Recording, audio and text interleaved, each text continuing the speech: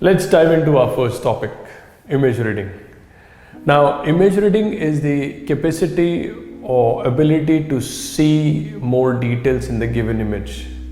So it is the ability to absorb or extract as much information as you can out of the given image or object or whatever you're looking at. Now, there are few people who are good at it and there are few people who are average.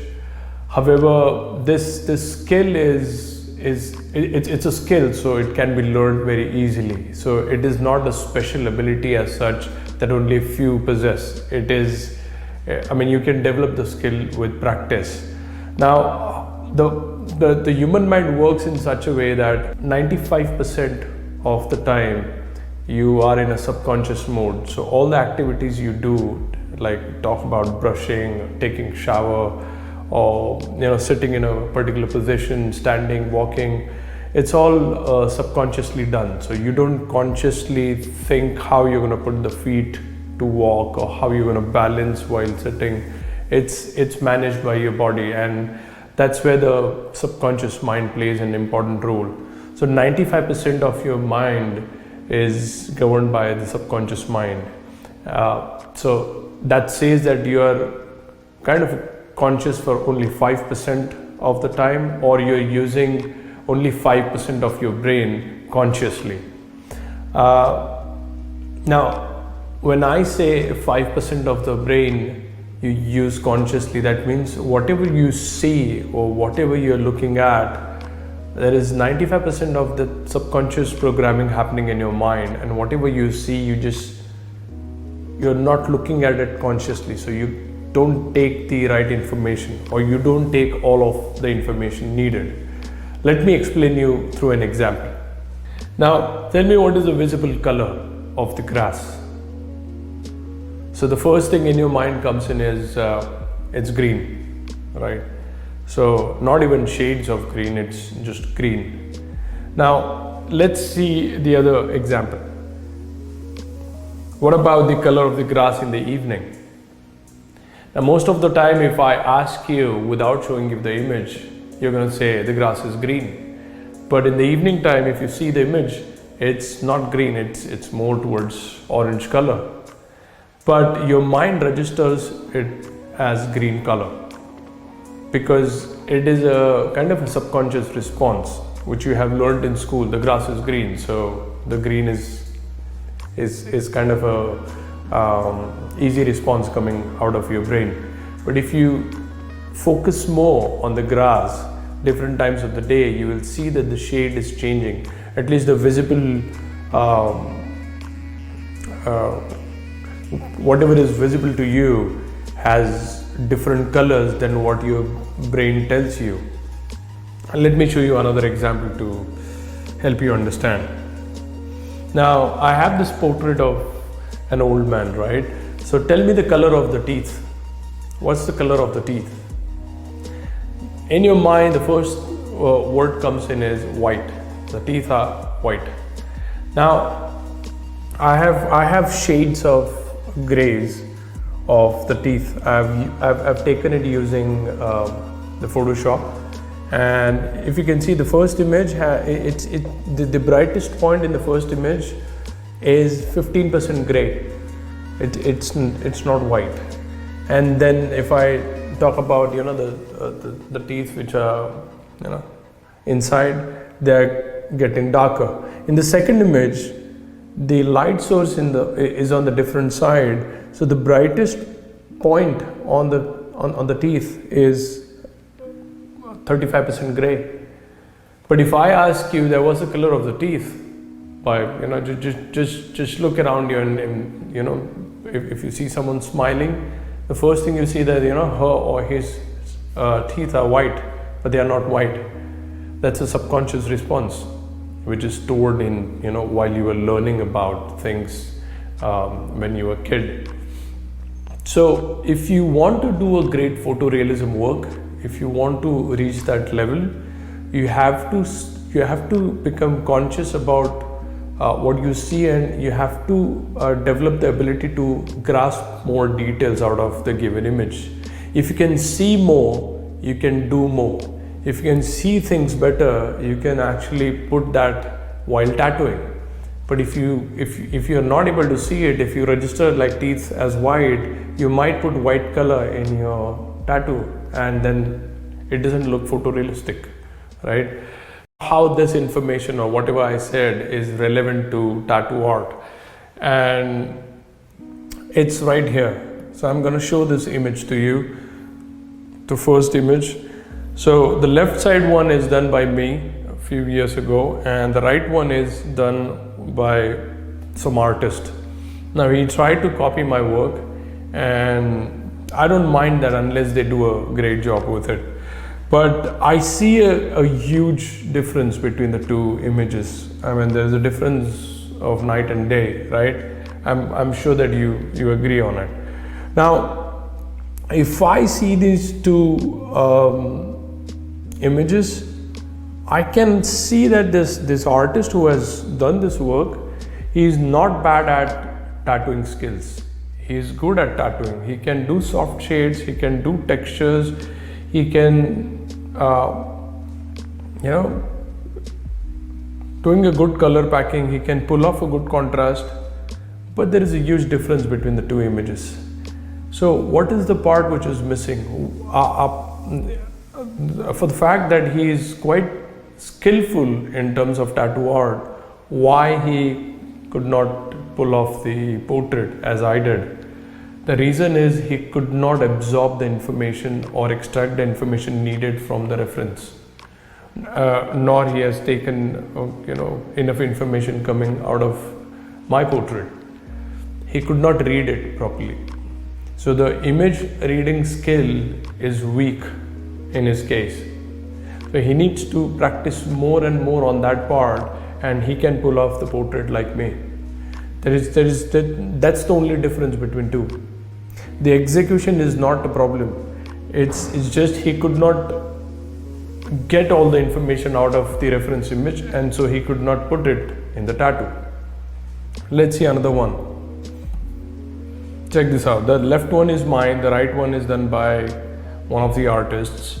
And again, he is good at soft shading, he is good with color packing, he can pull off a good contrast, the size is good, most of the things are in place, right? But again, there is a difference of night and day. What's missing? The missing part is the image reading. He could not understand the color relation, the tonal relation between the white and grays to black.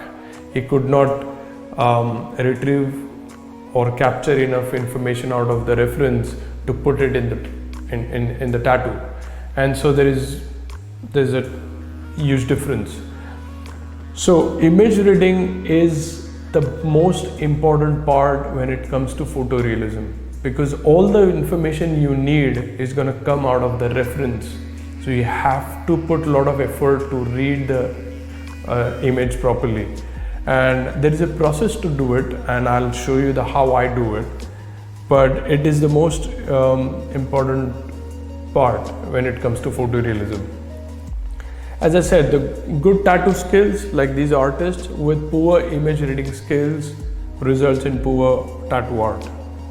Now, as I mentioned earlier, image reading is a skill, and the skill can be developed with practice.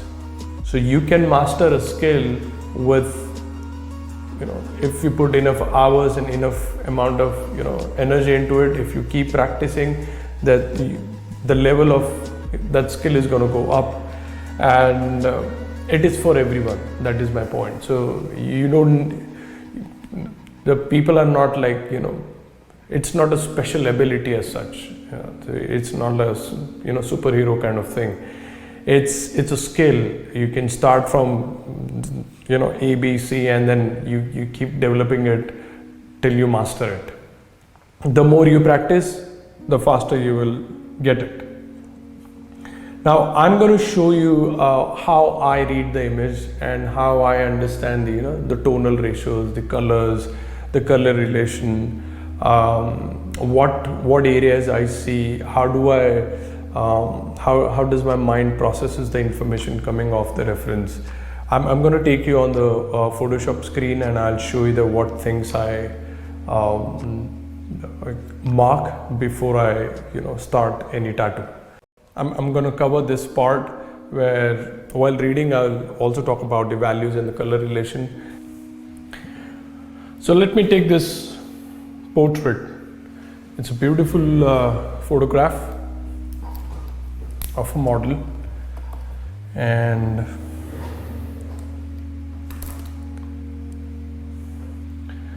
when it comes to photorealism, I talk about mostly portraits, right? So I've taken a portrait here so that it's easy to understand for you. So if I were to do this or work on this image for a tattoo, I would look for certain things in particular. Now, I normally do a lot of surfing, a lot of image search before I finalize an image.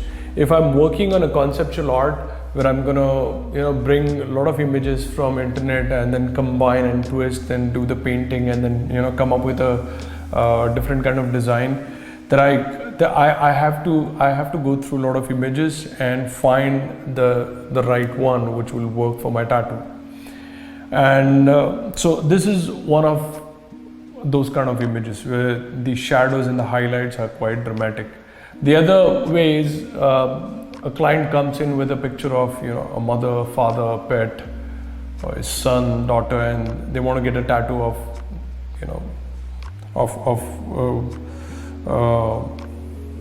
a portrait of a loved one. And in that case, we try to do a photo shoot for them. And if that is not the case, then we do a little painting, we tweak the photograph based on what will look nice in tattoo. So in this image,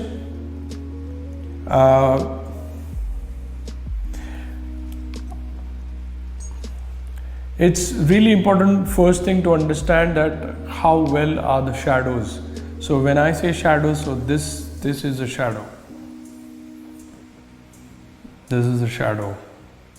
This area, this one, these are all shadows, right? And the highlights are the ones which are the brighter points. So this is a highlight. This is a highlight. This is a highlight. This is a highlight. Now, I have to make sure that the difference between the shadows and the highlights is good enough. So that stands for the contrast in the image. So how far is black from the white in the given image? And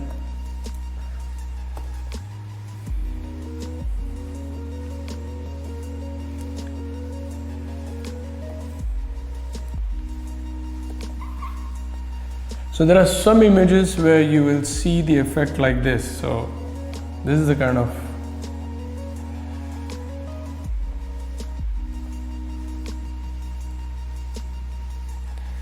so you might have this kind of image in front of you, and if I see this, I will definitely work on it and make it better, see how it goes, to build the difference between the white point. White point is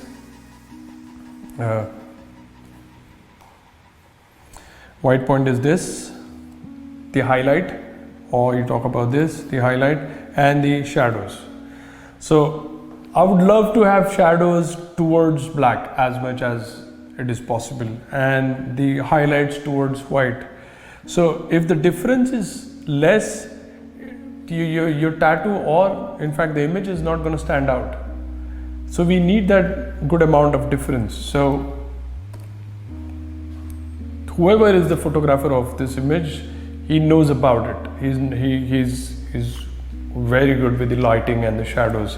So he has, if you see the background here,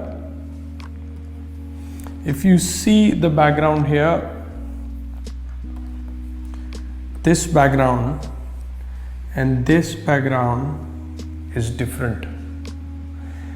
This one is darker and this one is a little lighter. Why is that? If you look at it carefully, this shadow, he has tried to take it almost to black. And if the background is again dark, there will be no difference between the face and the background. And so he added a little brighter light in the background so that the shadow will stand out.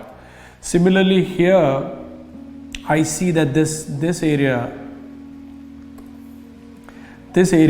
is kind of, there's a little difference between the background and his beard, and so it is kind of mixing, but it is only a small part. Most of the part, if you see this and the entire thing, it is quite clear. I mean, there is a clear differentiation between the background and the foreground color. Now, contrast is very important to be, it's a very important part when it comes to photorealism. And also the color relation between the different areas and different shades. Let me explain. Visually, as I was discussing how your brain works, the first instance when you talk about the eyes are white, but it's not white. Now, if I were to take a color picker, so how I do it is I try to make kind of a palette. I'll create patches and I will capture the colors and then read them, that what are the exact colors in the portrait, and not just believe in my eyes and brain. Because when you look at the portrait or an image as a whole, your brain processes the information in a different way. But if you see it not as a whole and just this much, then your brain will process it in a very different way. So just looking at the eye, only this bit, your brain is calculating all the shade tones in a very different manner compared to now. So it is really important to get as much accurate values as much as you can, so that you can put it in your tattoo while tattooing.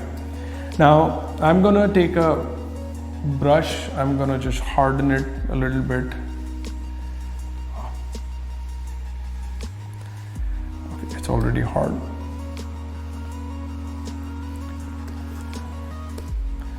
Okay, so what I'm gonna do here is I'm gonna create a palette for this. So let's extend it, add a white background. Okay, and I'm gonna pick up the color of the eye, the brightest point in the eye. So let's do it. I think this is a good point, and I'm gonna put it there. That's the color in the eye. Do you believe that this circle here is the same as the brightest point in the eye? When you see the eyes, first thing is it's white or close to white, but you see it's quite gray. How much gray? Let me pull this window here.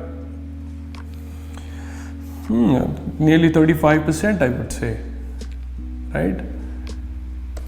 Now let's go to the inner side of the eye, or let's take the other eye and see its brighter point, which is here. And let's see see, it's quite darker than the first eye. Now let's see what's the highlight or the brightest point in the overall face. I see this hair and the nose, so let's take the nose first and let's put it. There is gray, it's not white. You see, I'm gonna take this point from the hair. There is gray, not white.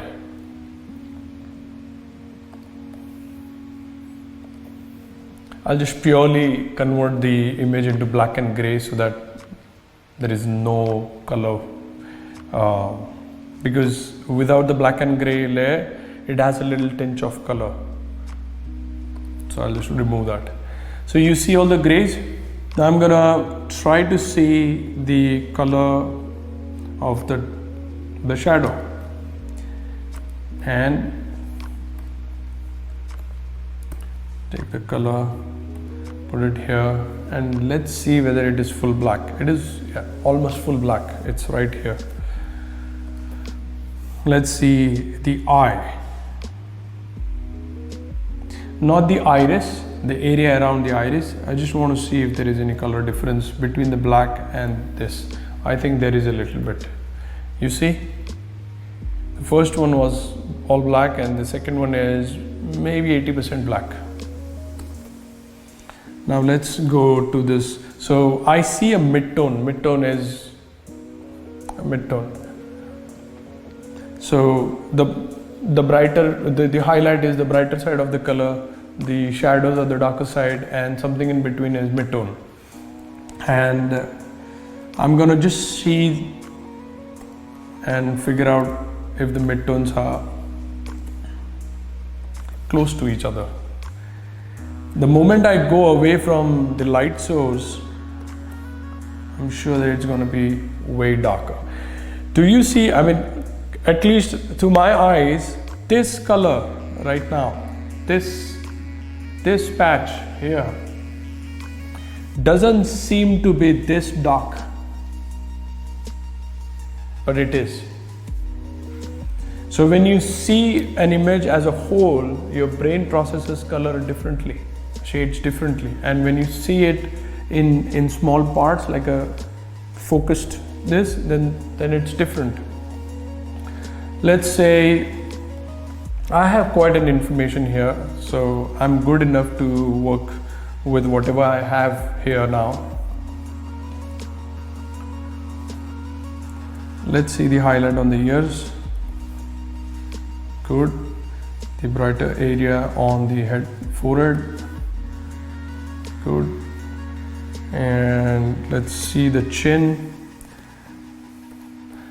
So you see the brightest point on the chin and the brightest point on the forehead, and yeah, the forehead, this one here and this one here, I thought they are same. At least my eyes say they are almost the same. In fact, the chin looks brighter, but that's not the case. If you see it here now, this one is chin. Sorry, let me reduce. This one is chin and this one is the forehead. It's the other way. But when I see it, I think the forehead is darker than the chin. You know why it looks like this? Because the chin is surrounded by the dark area. So it is looking more brighter than the forehead. The forehead, the area around the forehead, it doesn't have high contrast, not surrounded with black elements. So it looks okay.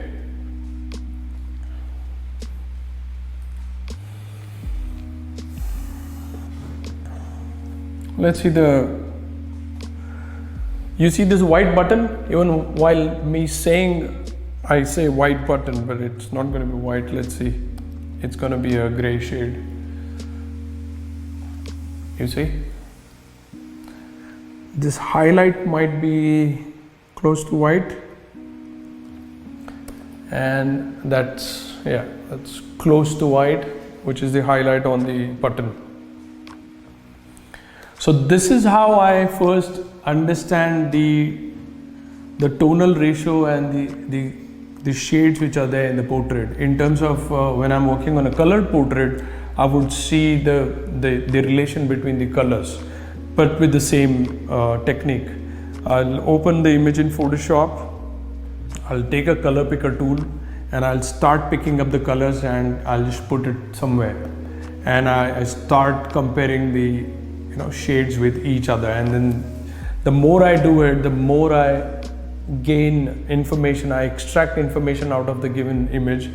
And once I know that, it's far more easy to work on the tattoo after that, because you know things. There are certain information, set of information that your eyes can't see, or rather it is not developed enough. You have not developed the skill enough that it can read it in the first go. So I don't say that I'm great at reading images. Till date, I do this, what I just showed you. I'll take an image, open it in Photoshop, take a color picker and start marking the colors. I'll see whatever I think, I want to check this out or this, that, and then I'll start marking things. I will repeat again. It is very important to understand the color relation between the different areas.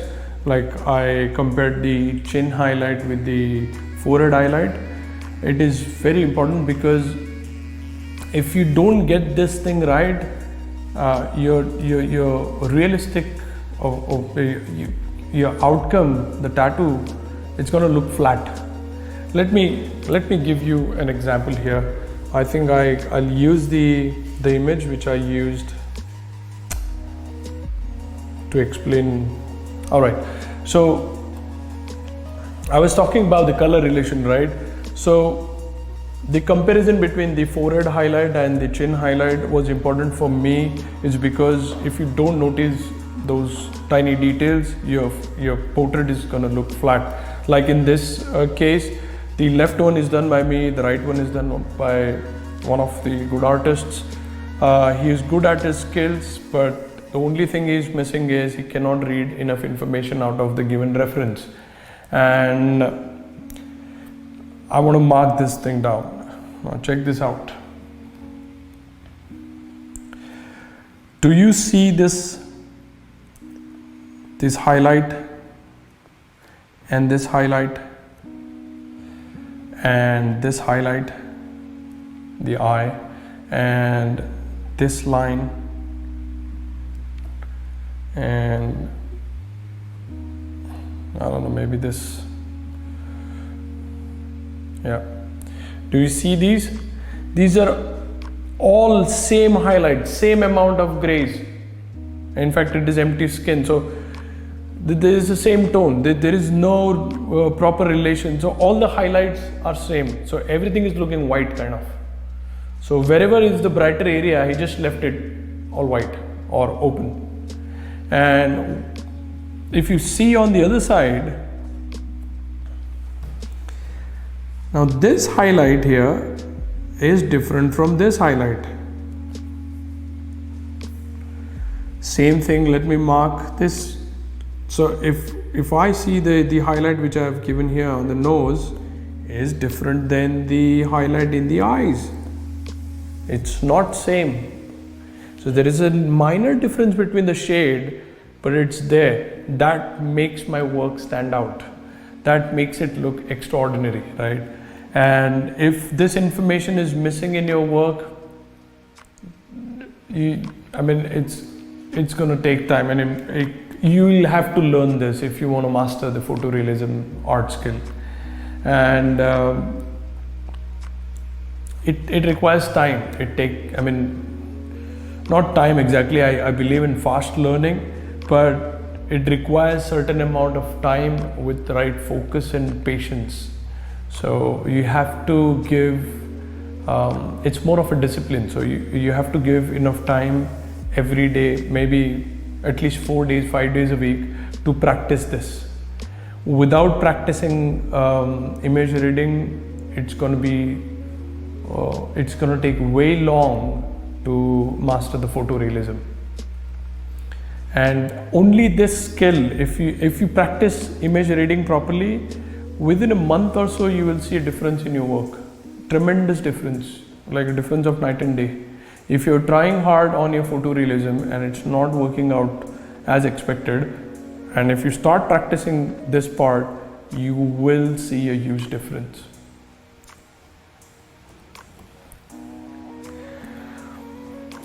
So before I jump on to the next topic, I want to talk about what more things I read about the image, what kind of study I do, apart from the tonal ratios and the color relation which I talked about. I do focus on the pattern on the given image, and for me that is a very important part, because that is where I find the information about the texture. Let me show you. I'm going to work with red color to mark things out for you. So check this out. This particular area, it's a skin texture, right? So there are pores on skin, and if I can pull this off on tattoo, this is gonna look really good. I mean, it's gonna be crazy. Amazing photorealism effect if I can pull off this texture. Now, interestingly, look at this area. Now, as a whole, both are same. But if I just block out all the area and just see these two areas, the two circles which I have made, they are quite different in nature in terms of how they are, the way I will render them. So the rendering technique is going to be very different for both. And so whenever I see things like this one, and I see a lot of texture here as well, and I find this one and this one quite similar in terms of creating texture, but this one in shadows is quite different. And I like to try things out before I actually do the tattoo. It's not always, because I've been doing this for long, so I don't do it now, but there are times when I'm working on a conceptual tattoo, and if I think I want to study more about it, and if I sit like this and just go inside it, I will definitely try few textures out before I actually do on the real tattoo. Now let me show you how I would do it. So I'll take this area, this area, and I'll try to see if I can pull off the texture.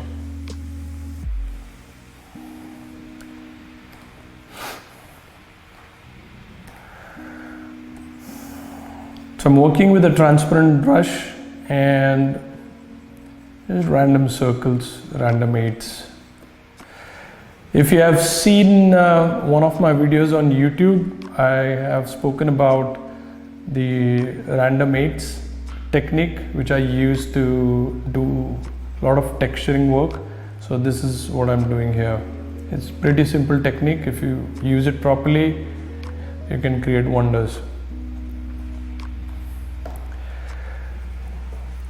Later in this webinar, I'm going to talk about my custom gray wash, the way I make my gray wash. And it's a gray wash, it's a transparent shades, right? So I'm going to talk about the power of transparency and what actually goes behind using those shades which you create. So whichever gray wash I create, how do I process those shades onto the real skin?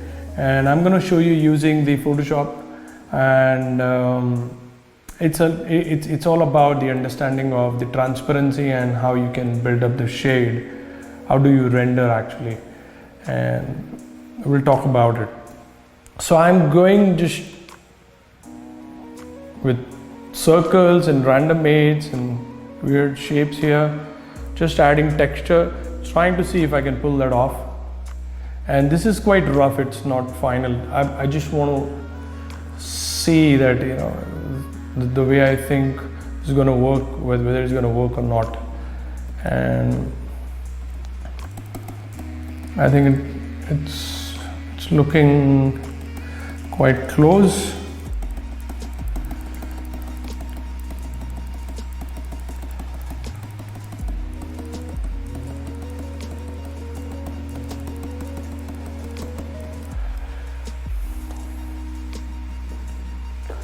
I think I'm pretty happy with the way things are looking as of now.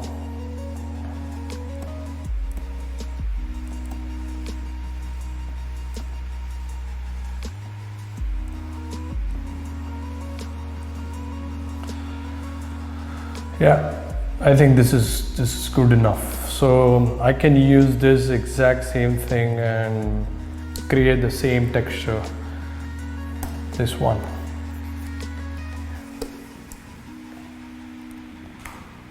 Yeah. So this is one of the textures which I picked up, one of the patterns which I picked up. Then another I see is the hair. So I'm going to take red so that I can show you how my mind works, how I'm picking up the flow and stuff like that. So I see the hair and I'm quite impressed with these fine, hairlines or the hair actually. And if I can pull that off on real tattoo, it's gonna look crazy.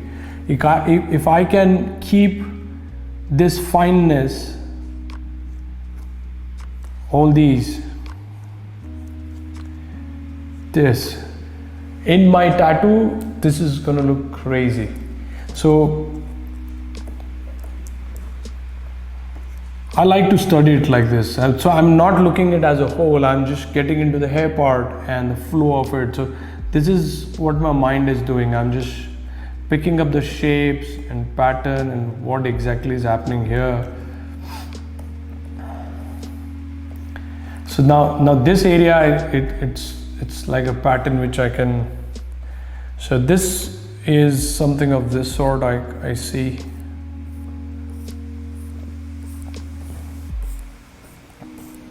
That's a pattern over here I can see. And then in this area I see I can do smudgy dots, a lot of dots. I can do a lot of dots and then I can just add a overlay gradient over it. I'll show that technique in the 3-layer technique, which I'm gonna, it's coming in few minutes. I'm gonna talk about it. And I see this particular area as is the hair which is there, so I'm not going to draw with white color, but I'm still studying the pattern of the hair. So I see a lot of hair going like this. So I'm picking up the pattern, you see. When you talk about textures, picking up the texture like this part is a texture, this part is a texture. You can't do the exact same thing. And in fact, it is not the right way to do the exact stuff. Rather, pick up the pattern and mimic it. So you create a texture such a way that it looks same. So normal eyes cannot make out the difference. Nobody is going to count the dots, how many dots are there in the real image and how many dots you have put here. No, the texture is something that it should look real. So you have to pick up the pattern. So if you can pick up the pattern properly and if you can implement it in your tattoo, it's going to look same. It will look like you have done the exact thing.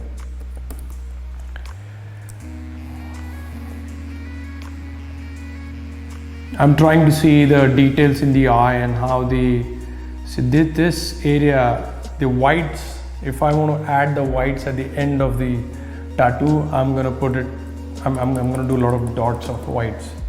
So it's not like filled, it's dots, a lot of dots.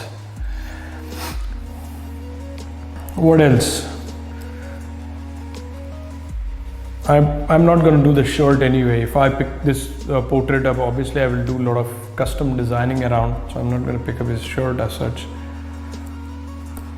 Here I see this is something to study, this part. There's a lot of patchy area. If I want to just do this is all black, and then some area left, all black, all black. This is black, this is black.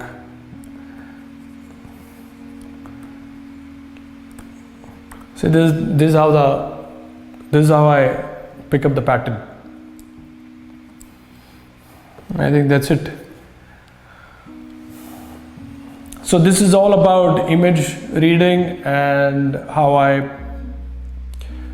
extract the color relation, the tonal relation, and understand the highlights and the shadows, the lighting of the given image, the contrast. So all this comes from the image. So image reading is really important. Now, how do you strengthen this skill? How do you improvise on this part of your tattooing? What I recommend to my students in my school is take anything you like in the daytime. Say morning, you're about to start a sketch or anything, or you don't plan to do anything, but just 10 minutes, pick up something like an object, like maybe this pen, and then start looking at it. And you try to bring all your focus on this and see the details, all the scratches, the dust, the particles, the damage I see here, everything about it. I don't have words, but you keep looking at it and your mind will go deep into this. You will start seeing more things than you ever saw in your own stuff around. So keep looking at it for 10 minutes and so your mind will go everywhere, like you'll have a thought, you'll have things in mind, but you just bring everything together and just observe, see with all focus and record it in your mind. So you have to remember what you are seeing while you're practicing. And once you're done with your 10 minutes, that's it. Now in the evening, what you have to do is sit at one place without the same object, and now try to visualize it in your mind. Try to see all the details which you saw in the morning in your mind, in your head, without having object in front of you. And initially you will find this practice little difficult, but the more you do, the better you will get at it. So this skill is like a muscle. The more you use, the better, the stronger it gets. So you start using it. So the more you will start observing and reading the images, you're actually training your brain, and the more you train your brain, it'll get better at it. And that's about the practice. That's about the practice to help you, master this skill. Now, before I jump on to showing you my custom gray wash, the gray wash which I use on all my tattoos, which is good for all kinds of skins, I would like to talk about the gray wash. What exactly is gray wash and what's the nature of it, how it works exactly, right? So let's start with this slide. So as you can see, I'm trying to differentiate between the gray wash and the actual gray color. So you have two options to use while tattooing. One is you can use the opaque gray, which is the pure gray color, and the other one is the gray wash, which is the transparent black. Let's see. What is gray wash? Gray wash is the transparent shade of black which is made through mixing concentrated black ink with water in various proportions to get the desired transparency. The last two words are very important, desired transparency, wherein the opaque gray is not transparent, that's opaque, which is made by mixing black and white ink pigment in various concentrations to get the desired gray shade. Again, last three words, very important. If you see the previous slide, the desired transparency. The next slide, the desired gray shade. Now,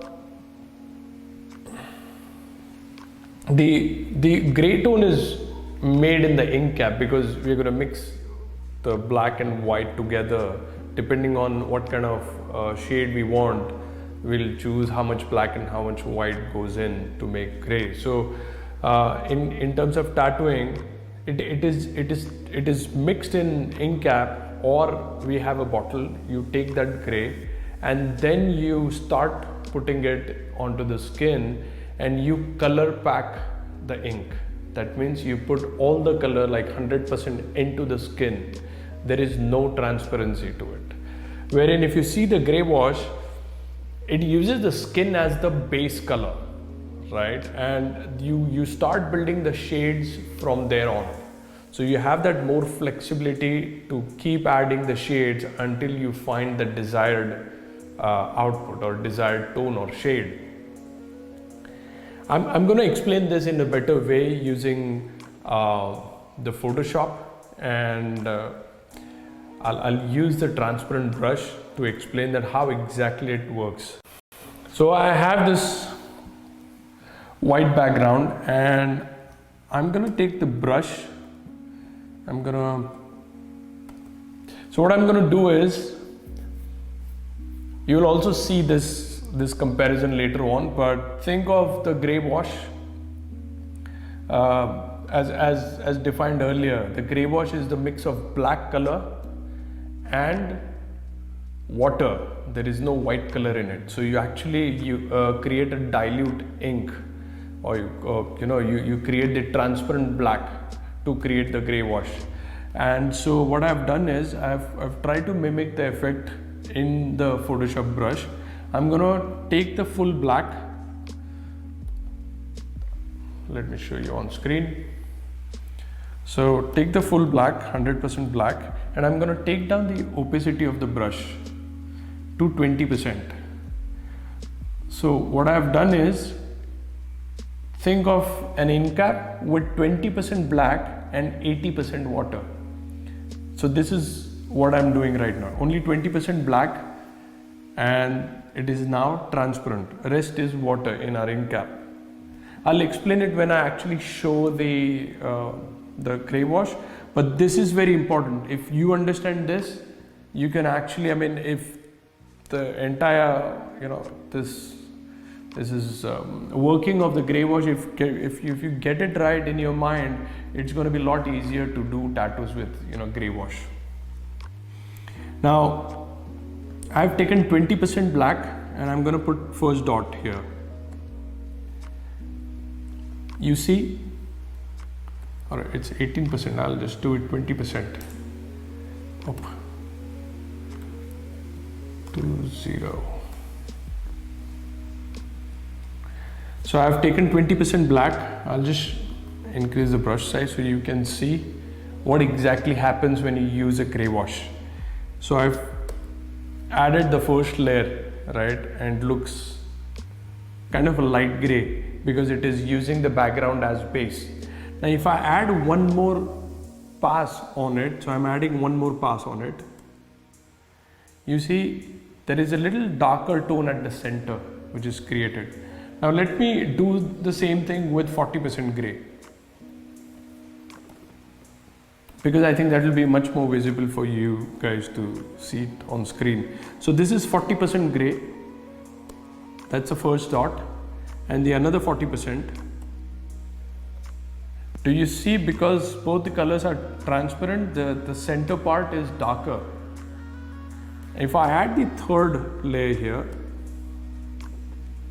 you see at the center it's getting darker. So if I keep adding the shades,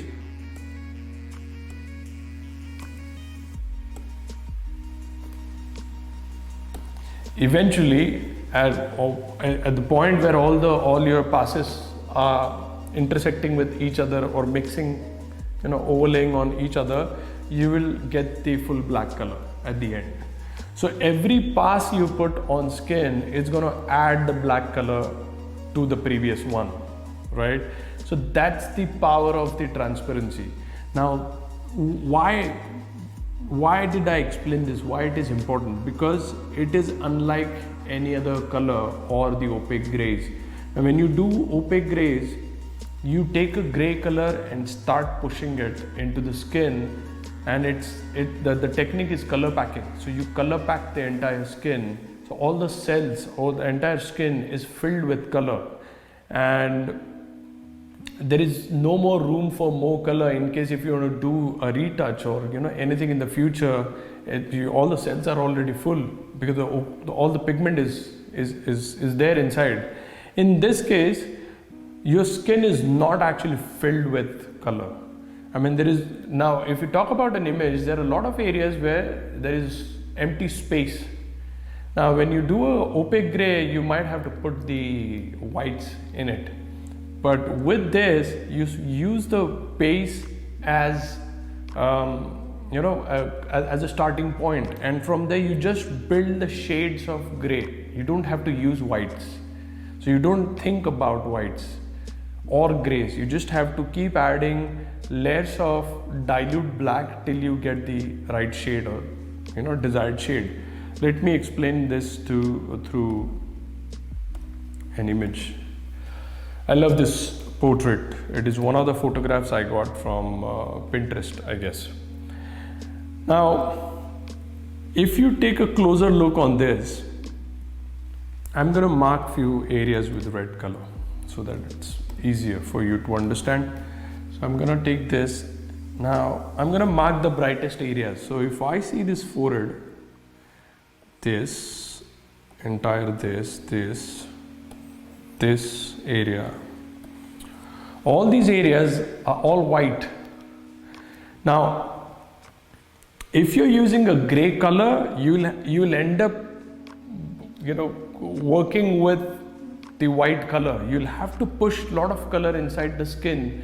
The more color packing you do with the lighter colors, it is harder for you to get a uniform fill. It's a simple rule, basics.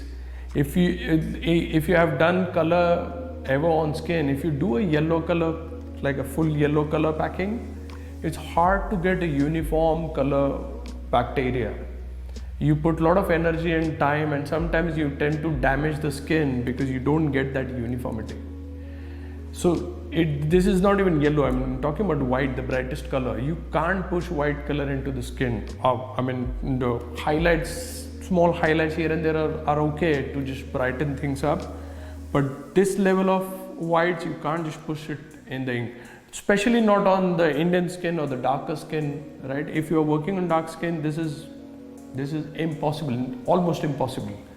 So, and it is not recommended as well. Once the tattoo heals, anything or any color lighter than the skin tone, if you put it there, once it is healed, it will look muddy and patchy, because that's how the nature of the skin is.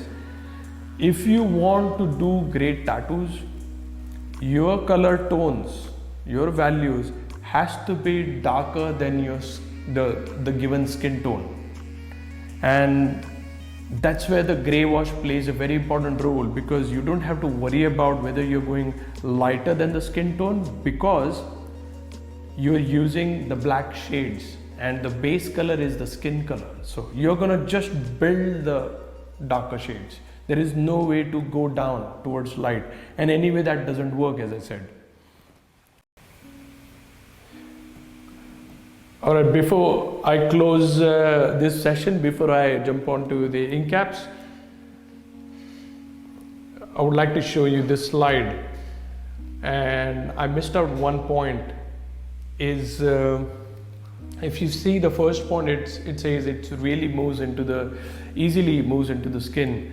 Now, because you're mixing the black with water and there is no other pigment, and it is not the purest form of color, it's dilute, thin, it's easy for skin to take it in. It's very, very smooth for the skin. If you're using a gray color, or for that matter any color in its purest form, it's going to be thick, harder for skin to take that color in. But because of the water, it's smooth, it goes easily, and that causes less damage to the skin. Now, there are a few studies which says that if you do try to shade with only water, you see a lot of redness. First of all, that you don't want to do that. Why would you take only water and do on skin? Secondly, there will be no redness if you know how to use your needle, your machine, and your technique. If you're good at your technique, your skin is not going to go red. I'm going to talk about the skin redness phenomena and how to avoid it later in this webinar. So these are the 5 points which are important, and that's why I recommend the gray wash for any kind of photorealism work. it easily moves into the skin. It gives you a better control on building the shades, because you can work with lighter shades and start building it, kind of rendering. It is best for all skins. It doesn't matter if it is a dark skin or a brighter skin, it works on all skins. And as I mentioned, the lower, because the color moves, or the pigment moves easily into the skin, the damage is less. You have more flexibility to work on that part again and again. And even the retouches later on, if you do, like I prefer doing retouch to my tattoos after 1 year. And so this technique, or using a gray wash with right techniques, gives you much more flexibility to do good retouches. You don't blow out the skin or cells. You don't smudge out after, there are a lot of cases when people get a retouch, the tattoo blows out, it smudges, it goes blurry a little bit, because you're pushing too much ink inside. In this case, that doesn't happen. It works well. And because of less damage and things are better for skin, the healing is awesome. If your client follows a right aftercare, healing is great. And my experience, real experience, previously my tattoo used to heal lighter. I'm talking about like 5-6 years old tattoos, and they used to heal lighter. Trust me, I am happy with it, because I have space to improvise that work. I can darken it out now. There is no problem. Going darker directly, or using opaque grays, and then realize once you see the healed tattoo, oh, now the tattoo has gone darker. There is no way to bring it down, right? In this case, if you're new into tattooing, and even if you go lighter initially and your tattoo heals a little lighter, that's okay. You have an option to retouch it. Now, this is not a recommended method as such. This is not what I recommend. I'm sharing my own personal experience. So when I was learning photorealism, when I was getting into it, I was getting better and better. I have seen this phase, and I don't have customers who are not satisfied as such, because the only thing happened is everything is in place. The tattoo is a little lighter. They can come back. I can push more ink.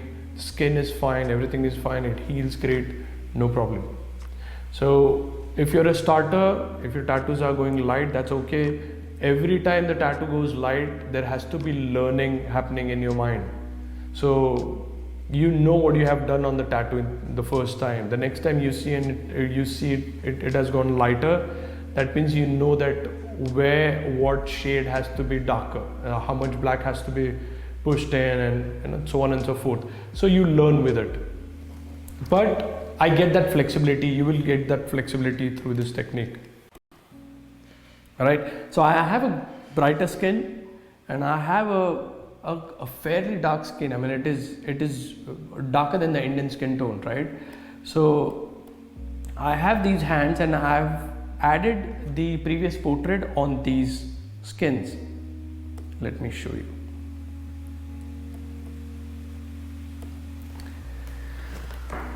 Do you see? Because there is no white color in it, the tattoo is using, or rather the gray wash you have used, it is using the skin color as the base color, and which looks fine even on dark skin. Now if you try to bring this level of contrast on, just let me mark, if you try to brighten this one to this level, it's not possible, not even with whites. If you put the white color here, it's going to look funny. Let me show you how it will look. I'm just going to try. Let me clear this out for you.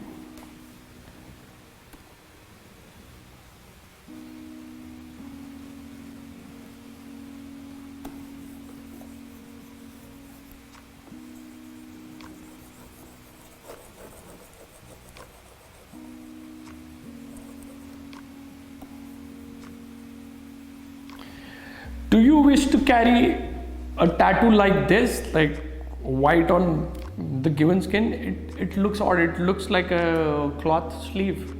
Nobody is running behind this kind of thing. This is not okay. I mean, you can't push white color on dark skin and try to brighten up. It's gonna, I mean, it's, first of all, it is not possible because you can't get this kind of white on dark skin. And even if you try to push it, it's gonna heal all muddy. I mean, really bad. If you have seen tattoos online where they try to push whites on darker skin, it doesn't work. And I feel that, and this is kind of a most preferred option or most preferred technique used by world's top artists. Those people who do gray color portraits, they work only on really white fair skin, like skin of the Russians, or the people who have really white skin, they are fair. And I have seen a lot of tattoos where great artists have used white on the white skin, and it has healed patchy in few years. There's a lot of patches and it turns pale, it doesn't stay white. That's how our skin is. I mean, as soon as the skin is exposed to the sun, it develops the coat which makes it pale color and patchy. So this is not recommended. If you want to be greatest tattoo artist, this is not gonna work. Rather, let's turn it into what will work. This is where things look really interesting. If you have seen my work online, I have mostly worked on these kind of skins, and the output looks really good. And when you are using a gray wash, this is the effect you get, where the base, again I'll repeat it, the base is the skin color, and you start adding the grays layer by layer. So I'm gonna take these hands and I'll just show you what I did on a blank white canvas. So let's take this 40%, or let's say 30% gray, oh sorry, not gray, 30% black. So this is dot, and then dot, and then dot. Wherever if I need black, I'll just keep adding. Even with the 30% black, I can achieve the full black. This is the power of transparency. If you use it wisely, these tattoos are gonna look good all its life. I mean, the one who is carrying it is gonna cherish the tattoo all his life.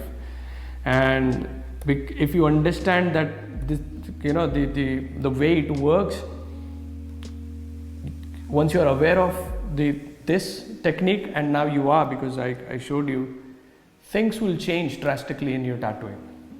You don't have to worry about which ink has to be picked for what color.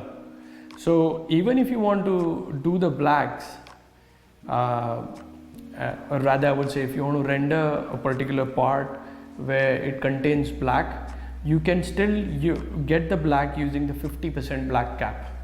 So if you're using, say for example, a 50% black ink, and if you do one pass, this is how it will look. If you do a second pass, look at the color in the between, and I'll do a third pass again on it, and the fourth pass on it. Look at the center, it is turning black.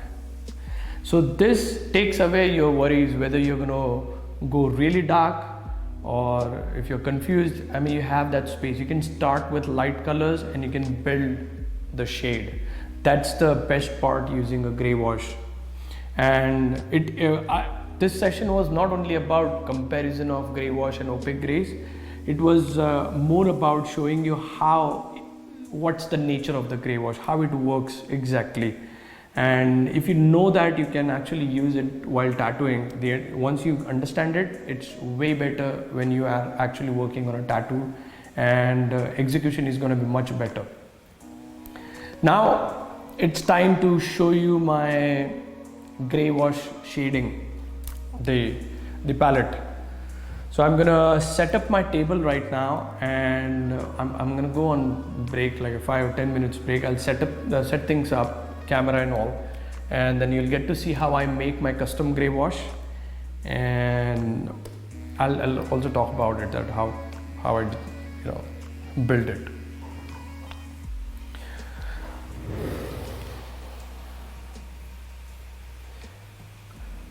All right, before I close this session, before I jump onto the ink caps, I would like to show you this slide. And I missed out one point, is if you see the... All right, so we have a new angle now, we have a new setup. So this is the table which I'm working on. I'm gonna work on the artificial skin, but first I'm going to show you my gray wash shade, the custom shade, and once we are done with that, I'll start with the next topic, which is the shading, the butter soft shading technique. So let's start with setting up the ink caps.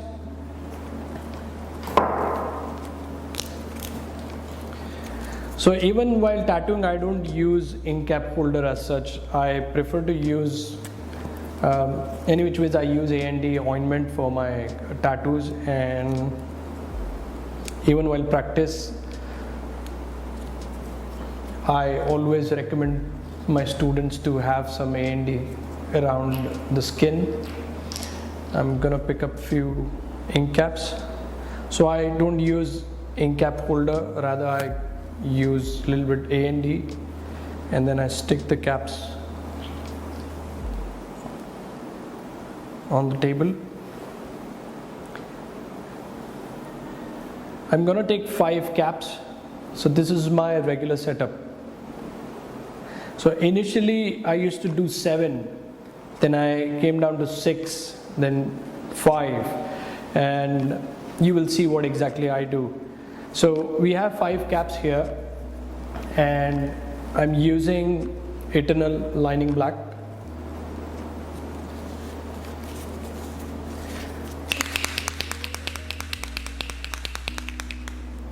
Take a close-up shot.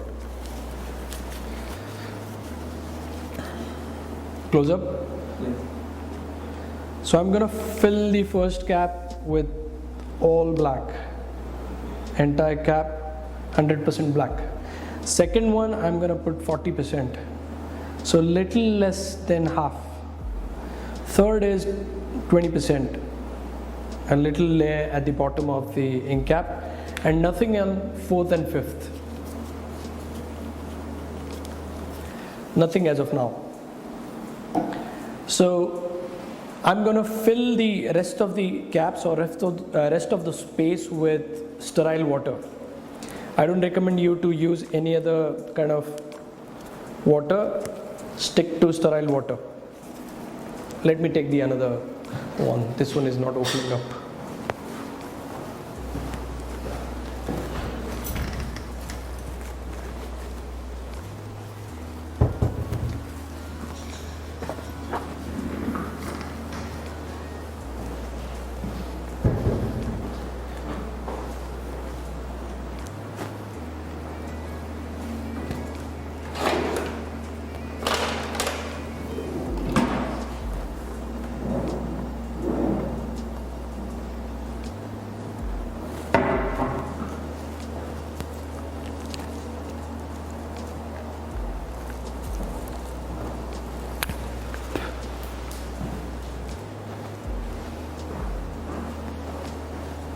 Alright, so I have the new one. That one was not working. So I'm going to fill the caps with sterile water, and the 4th one is only water, and the 5th one is only water. So the last 2 caps only water. So this is my current set. This is the set which I use on all my photorealistic tattoos.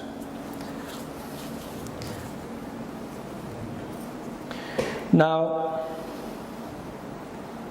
what I'm going to do is I'm going to use the same set and I'm going to show you how to create really soft shading using a few, mix of few techniques which I use. I call them butter soft shading technique. So I'm going to move this the other way.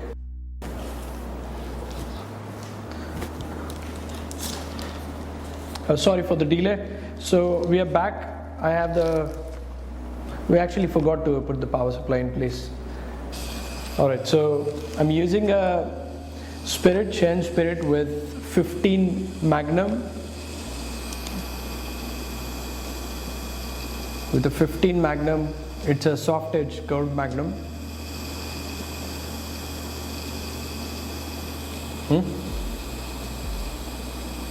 And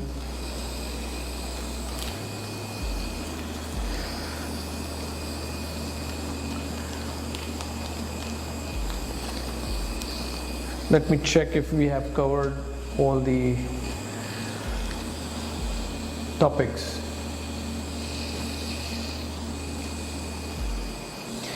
All right, so I have two cameras, the one you see me like this and one Samir is helping us taking a close-up shot, and I'm going to do soft gradient. We call it a strip shading. So what I'm going to do is I'm going to create a long strip, and the bottom part is going to be dark and top part is going to fade away into the skin. And the challenge is you have to create a nice soft transition from black to this color, your skin color, without any patch, without any line. So it has to be really soft, and that's the name, butter soft shading, right? So I'm going to do it. And through this you will also learn that how I combine the shades and why do I need limited shades and not like 6 or 7 caps of inks now. So let's start with the first blow. I'm taking 100% black and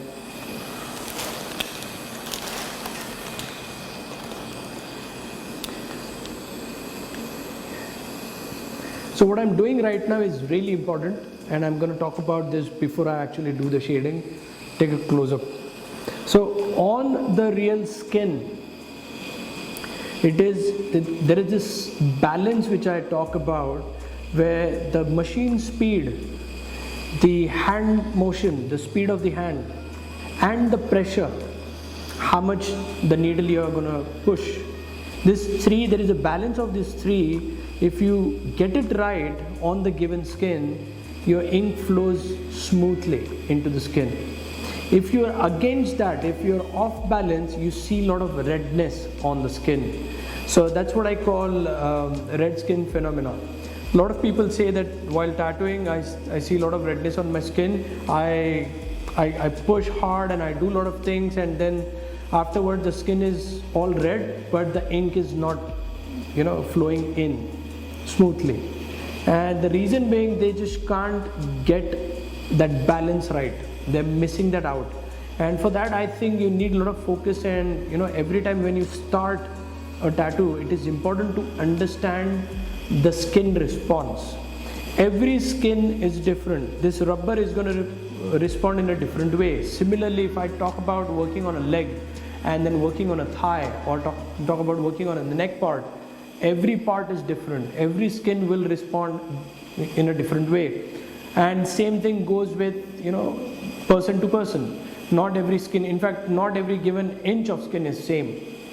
And the important part here is, if you find the right balance, if you find that the perfect match of machine speed, your hand movement, and the pressure, your ink will flow easily.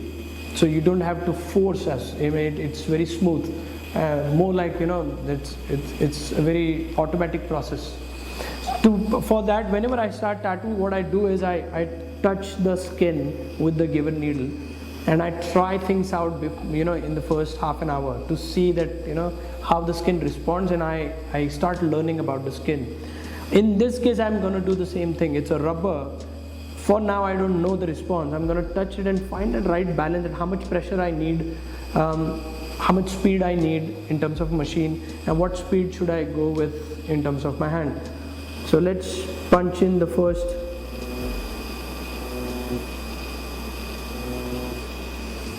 So I'm just trying to push and see how well the color is flowing in.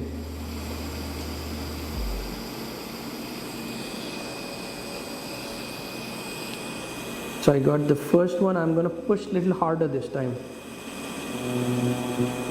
and see what happens exactly.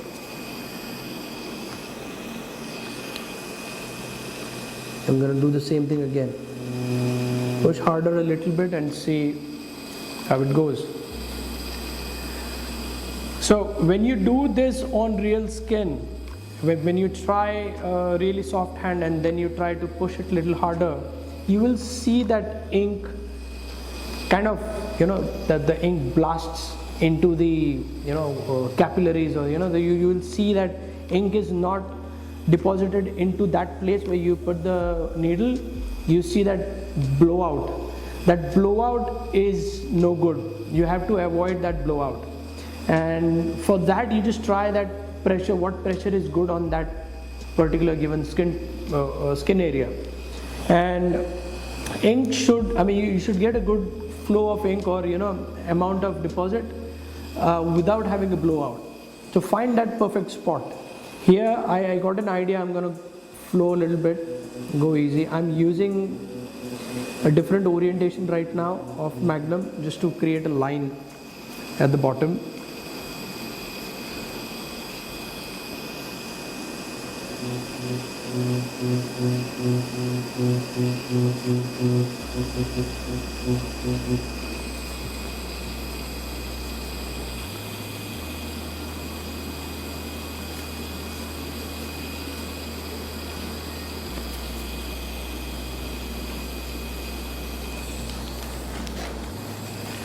Alright, let's start the shading. I'm picking up the full black and I'm controlling the shade with pressure and the hand motion. On the real skin, the color 100% color doesn't come straight away. You have to do multiple passes. Same with the artificial skin.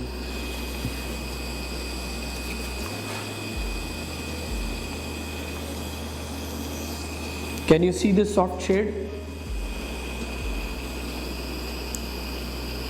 I'll do one more.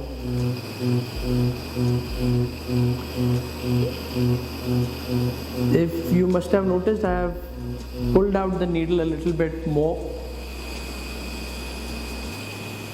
Can you see the soft shade here now? It's still with black, but with the control of the pressure, I'm not getting full black. Any which ways, that's how the skin responds.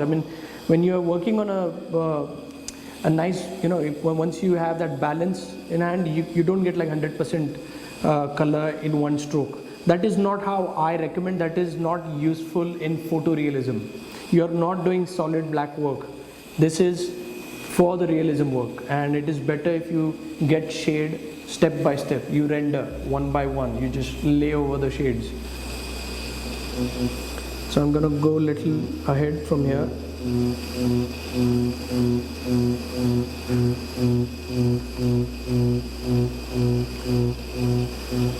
If you have seen my YouTube video, this is a pendulum technique based on the hand motion, the way the pendulum moves.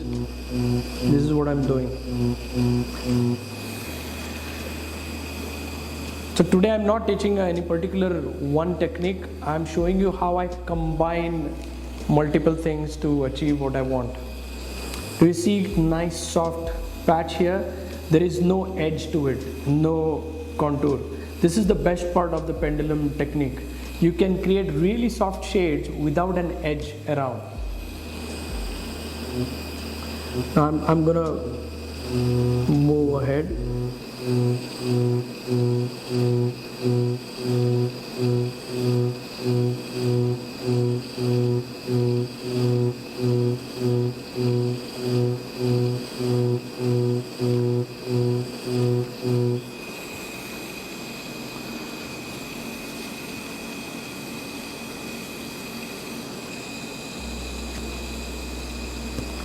Have you noticed I'm still with all black? I have not taken any other color as such. I'm still working with the first cap, full black, and I'm controlling the shade with my hand speed. So I'll show it here. I'm not doing this. I'm not doing this. Right? This is not my speed. Nor I am doing this. I have that balance which is giving me this output. Now if I want to show you what exactly happened here, it's going to be messy. So I've seen a lot of artists, they see something on YouTube or some artist working either with a really high speed or they have fast hand movement, and they try that without any knowledge and end up creating a mess like this. So I think you have to be more focused and learn through each stroke. Every stroke you have to feel inside. So I'm going to move forward again with black.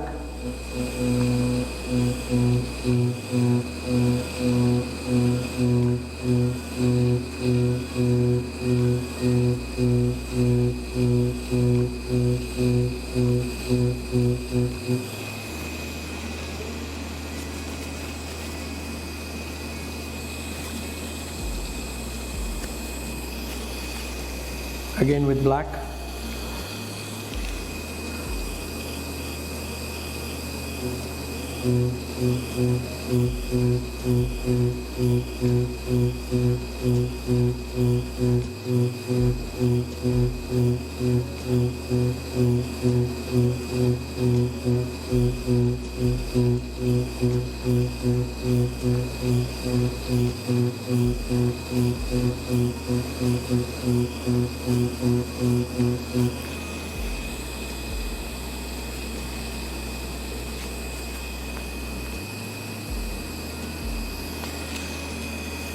Any rendering when you're building up the piece, in the beginning or in the middle, it looks bad. So you can't gauge or judge based on how it is looking in the middle. It is only at the end you know what's gonna be there, right? So right now, even if this thing is patchy, it's not gonna be patchy by the end of the strip. I'm still with black. Now I'm controlling with pressure. I'm putting lighter pressure on skin.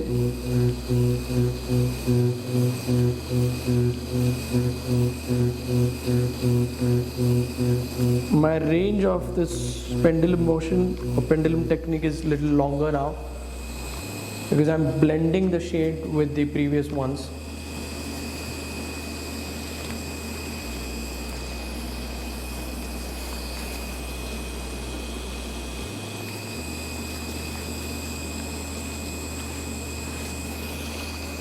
Now I'm going to pick up black and the next one. So I'm trying to dilute the ink now. So if I talk about this 100%, this 40%, I've mixed it. It should be around 70-80%. It's not full black. And it's going to be a little easier on skin to, take the pigment inside.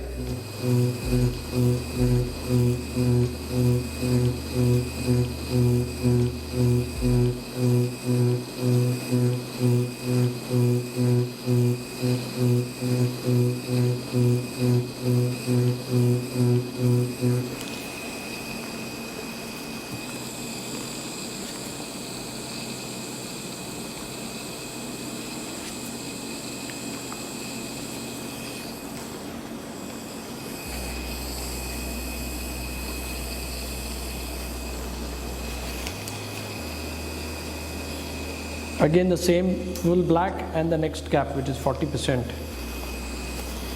And what I'm going to do, I'm going to just go back and add a little more pigment here.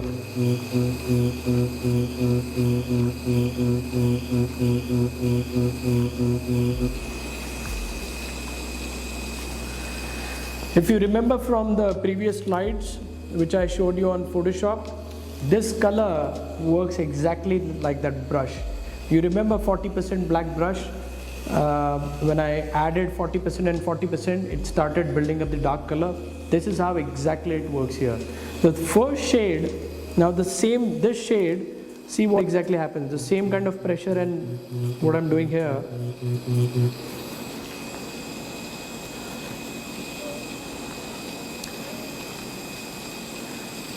This is the strength of that shade, the one I have in my machine. But because I'm going over and over it, and at the same time I'm controlling the pressure, the color is getting darker. So every time I put a new layer, it adds up to the previous layer. And that's how you build the shade. What I'm going to do is I'm going to take all black and I'm going to start building the blacks at the bottom right now, and I'm going to use the circular technique. This is what I use for color packing.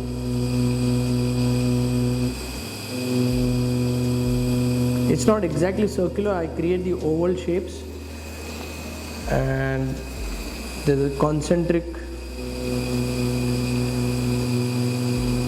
I don't know the word, but there's a circle over the circle. I mean it goes in a spiral shape, one above the other, and the shape is oval, not so fast, not so slow as such. This works best for color packing. I'm using the corner of the magnum to tighten the edges.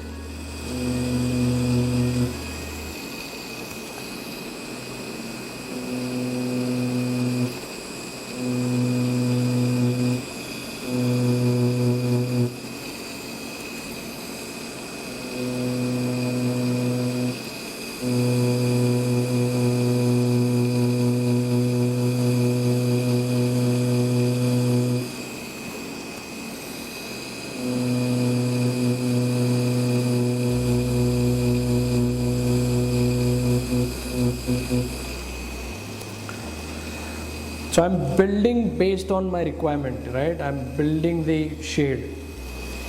It's not one short shade, one stroke shade. And that's how it works in realism work. You have to build the piece. You have to render your tattoo.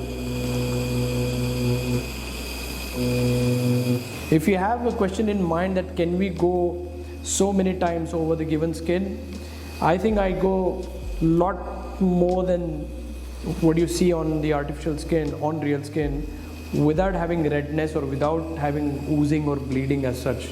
You should see my other tutorials on Learn It Like Aliens, and you will know what I'm saying. In fact, pendulum technique causes least pain to the client.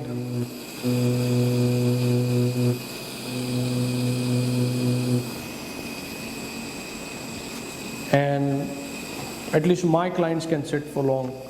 The reason being the process is little less painful than the traditional style.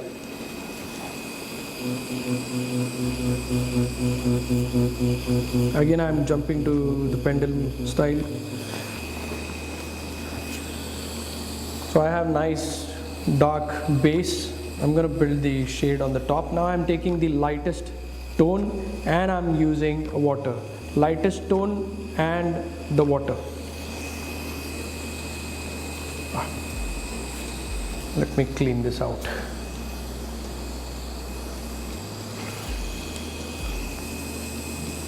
So I don't wash my needle.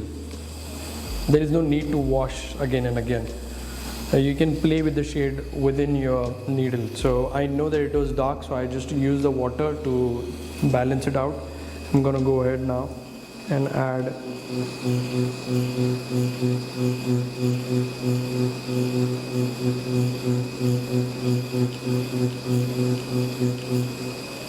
Again,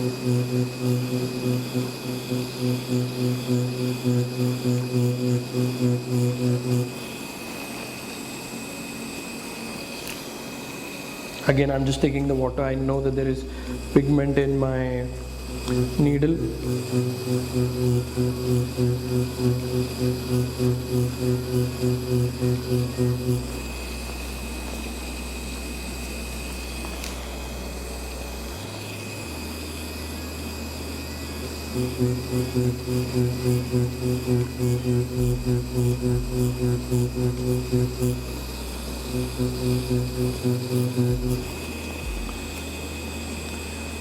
I think we got a nice shade here. I'm going to take 40% black and the next one that is 20% to have some pigment between it, and then fix this. I'm using the edge of the needle.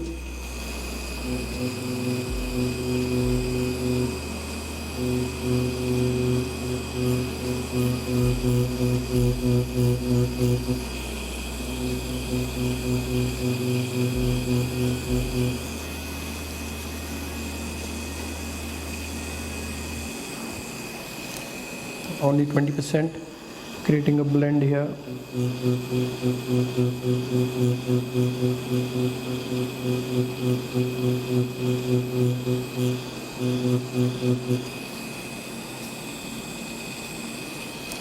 And taking full black, adding little darkness or little dark shades at the bottom.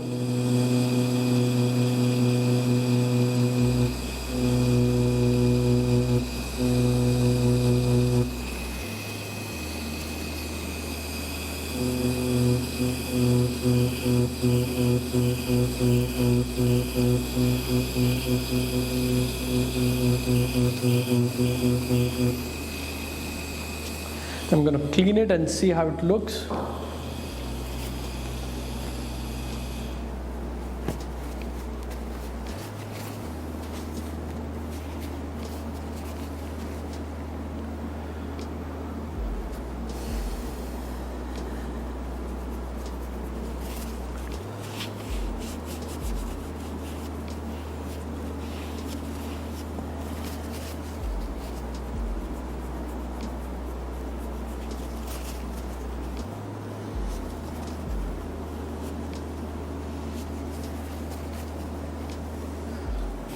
Do you see how soft it is?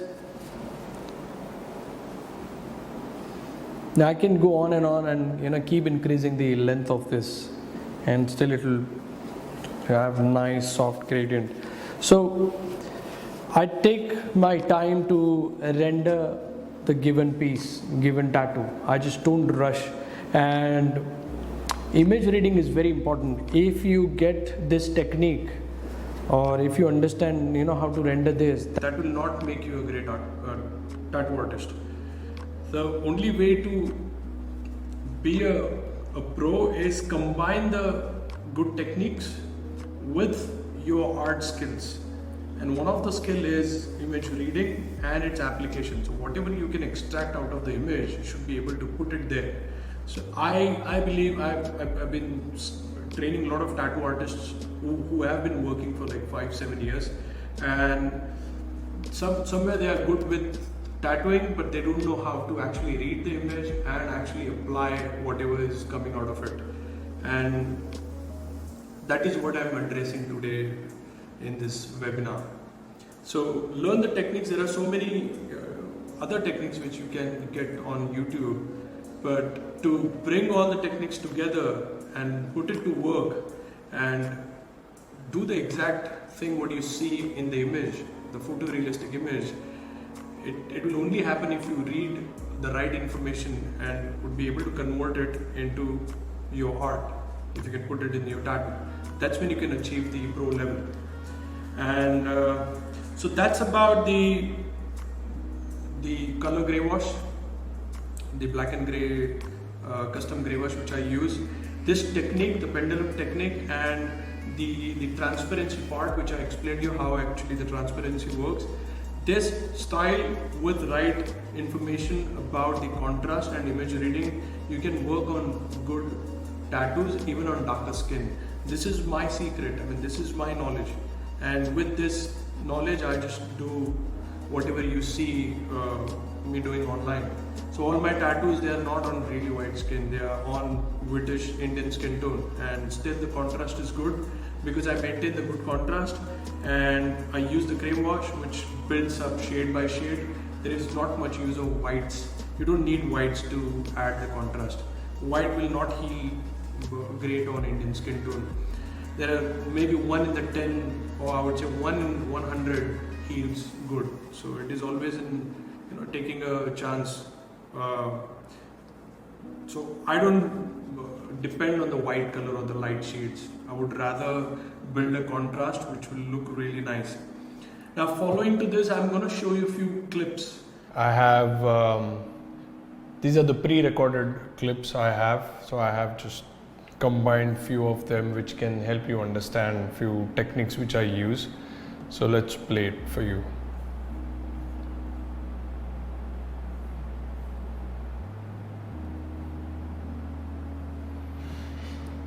So this is one of the recent tattoos which I did. It's a custom Lord Buddha's tattoo, and I'm using the exact same technique which I was doing on the skin. It's a pendulum technique to add the shades.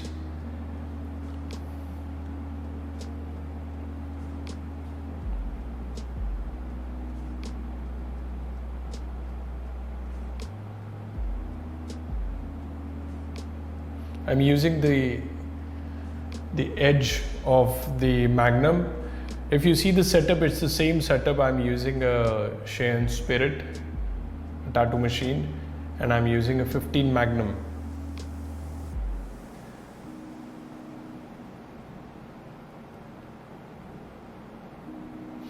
If you can see, I'm not in rush. I go slow. I take my time.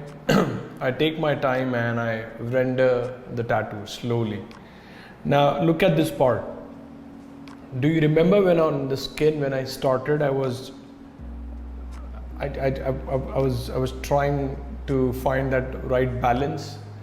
It's a very similar thing what I'm doing here. I'm going in a very small circles, but if you see, the pressure is not too much and not too less.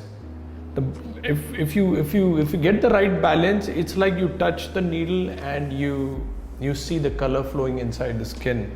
So I'm getting a nice dark color fill there with the least amount of effort.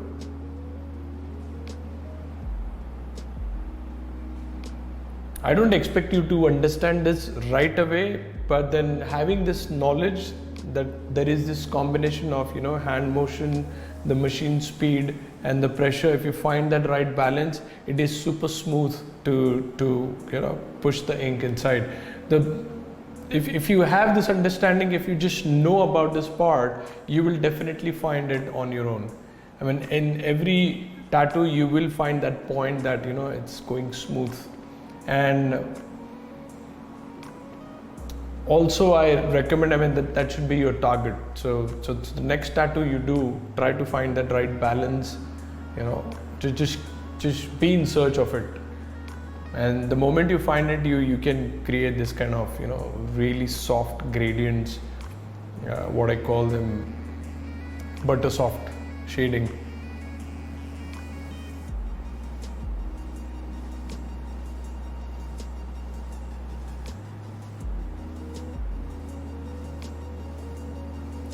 This tattoo I have done, most of the portrait part was done by only Magnum. Now we have another clip. It is quite a, I would say, 3 years old tattoo. Yeah, old piece, not a very new one, but it has healed really well, and the shades are super soft. And I happen to record this on my GoPro, so I thought I will share it with you. It's the same technique which I'm using. Even 3 years ago, if you can see that it's the same machine, same setup, 15 Magnum and Cheyenne Spirit, and I'm going in a same kind of hand movement I have, pendulum. I'm really soft on skin. You see there is no redness on the skin. I've already worked at the bottom. I'm almost done with the portrait, but there is no redness. Because of that right balance I'm talking about, I don't have exact words that how does it feel, but it feels nice. The vibration you get from the skin, it just makes you feel that this is the right pressure, this is the right speed for that, and it differs skin to skin. So if you must have noticed, on the previous clip I was going a little slower. On this skin I'm going a little fast. So it differs from skin to skin.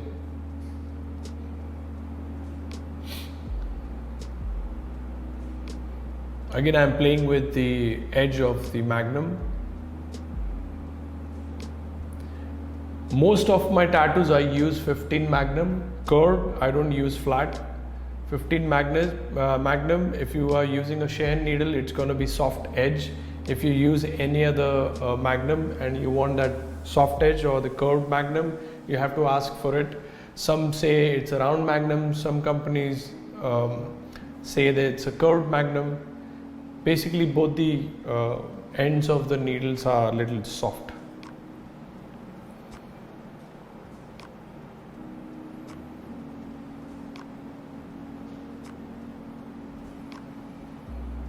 Creating a nice blend, nice soft gradient is quite simple. I mean, I don't know why people find it hard, but it's just about going from dark point to the light point.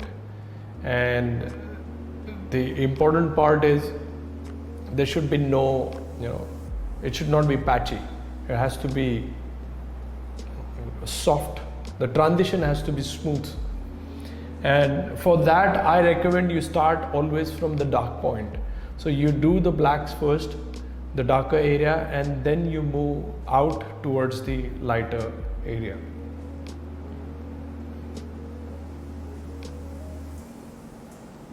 So we are on the next clip. This is something which I am going to talk about after these clips are once we finish this, and it is about the way I do the rendering, 3-layer rendering technique, which I call it, and I'm going to show you how I develop a texture into a photorealistic piece, and how to go about developing or rendering a complex texture. In this case, if you see, I've created texture. So all those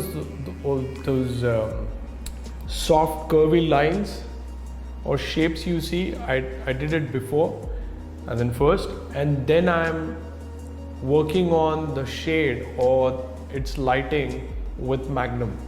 So I'm just added a first layer and then another, and I will add another. I'm going to explain it in detail on Photoshop once we are done with this. Another clip we have, this is I do color packing like this. So I go slow, and if you see, I'm moving the needle in a oval and spiral shape. I call it circular technique to do color packing. This is one of the best techniques you can go for if you want to have a uniform color packing. It doesn't matter if it is a color or black or whatever. I mean, it has to be circular motion, and it's not too heavy. I mean, you have to again find that balance, and it's not about just pushing hard. So if you push hard, maybe the color will not go inside. So this is the piece. On the left side you see, I mean, it is again one of the recent work, and I'm rendering this area where you see a highlight coming off the trident and hitting on the planet, and I thought it'll be good to share it with you, that how it looks in a time-lapse version, fast-forwarded version.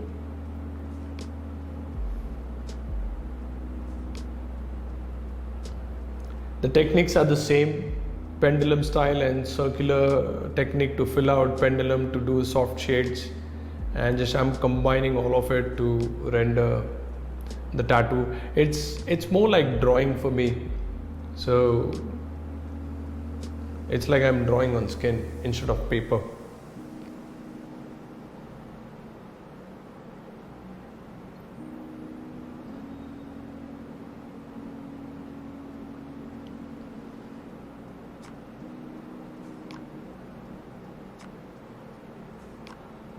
But I'm not in rush. I'm quite pieced out with my work.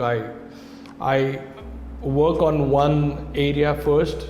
I just block out rest of the thing and focus on one area which I was talking about earlier, and focus on it and render it properly, and then move on to the next one.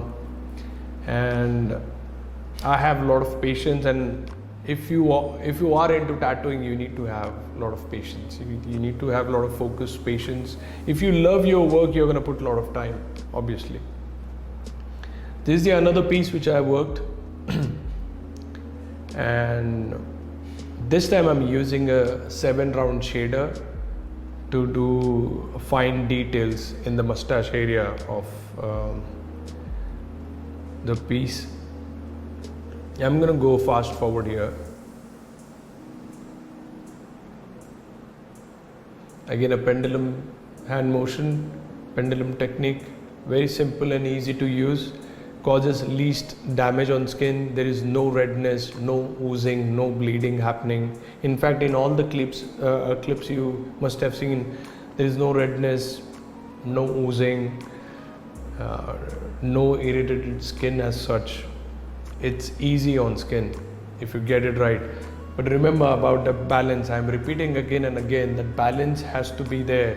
The right combination of machine speed, your hand speed, and the pressure. But now you know about it. I'm very sure that you will focus on it the next time you tattoo, and you'll get it what I'm saying. It's hard to explain through words, but I know you'll get it.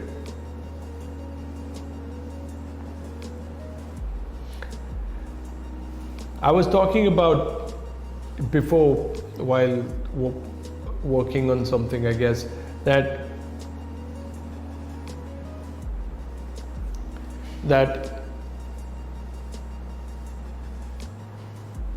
when you are working on a tattoo and you have just started, like if you think the tattoo is going to take 8 hours and you have just gone through first 2 hours, your tattoo looks messy. It might not look the way you expected it, and most of the artists tend to leave it as it is. I have seen so many people that they do half the way they are done, and they lose the motivation, and they lose, they don't trust themselves that it's going to turn out to be a good piece. And that's not the right point to decide. Doesn't matter how your tattoo looks in the first 2, 3, 5 hours, or in the mid of the session. You have to finish it till the end. The final last hour is very crucial, where you do a final touch-ups and final things in here and there. You tighten up the piece. So you have to finish it and then decide, then judge your work whether it is good or not. In fact, that is the right point to see. Even if you think after it is done that it is not good, you will learn a lot of things. But if you leave it halfway, you will not learn anything out of it.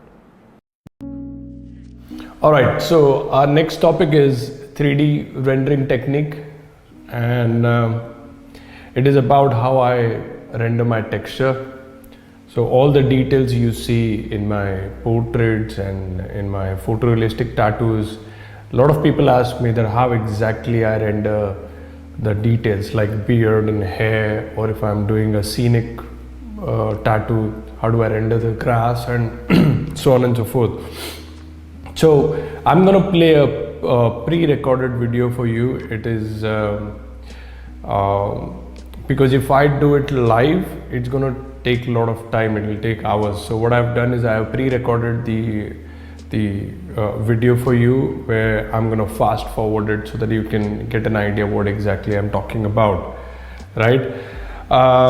Before I play, let me run through a short presentation for you before I actually start playing the video. I want to talk about the definition of three-layer rendering technique, and it is a three-step process to build any kind of texture you want in a tattoo. And it is a three-step process, and the first step is the color fill. So you fill out the colors. In black and gray, you fill out the black color everywhere. We are talking about the darkest area in the piece, right? So even if you're doing a color portrait, we are gonna, in that case, we're gonna do the darker areas in color portrait or the color piece. But for this webinar, we are talking about the black and gray photorealism. We're gonna the first step is blocking all the darker areas, anywhere between 80 to 100% blacks.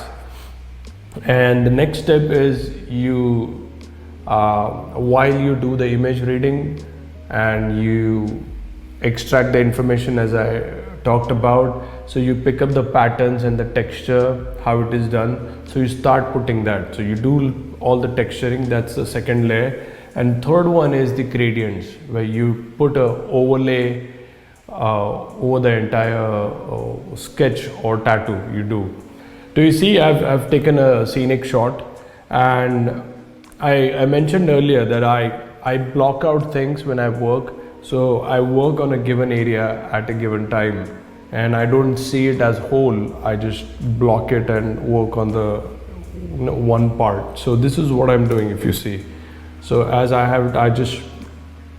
I'm working on this area for now, so I'll just focus on that area, and then I'll move on to the other areas. What I'm doing is I'm creating a stencil kind of thing which we have in tattoos. So because you make stencils in tattoo and then you follow the stencil, I've just created a stencil out of this one, the area which I'm going to work on. And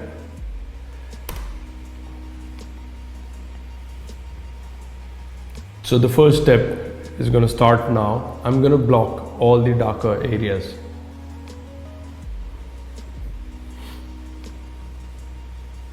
So I've taken a small brush, a Photoshop brush, and pushing full black everywhere.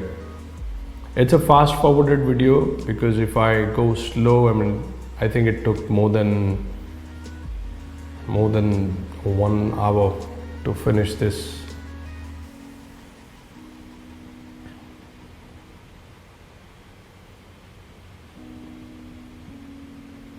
So filling out all the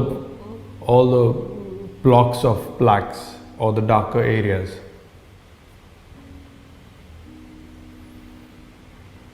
So normally your given artwork, you can divide it into highlights, midtones and dark tones, and this is where you block all the dark tones.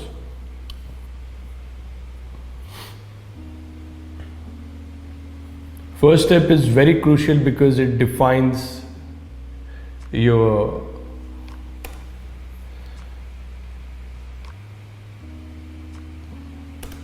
it defines your overall artwork, and it creates a shape.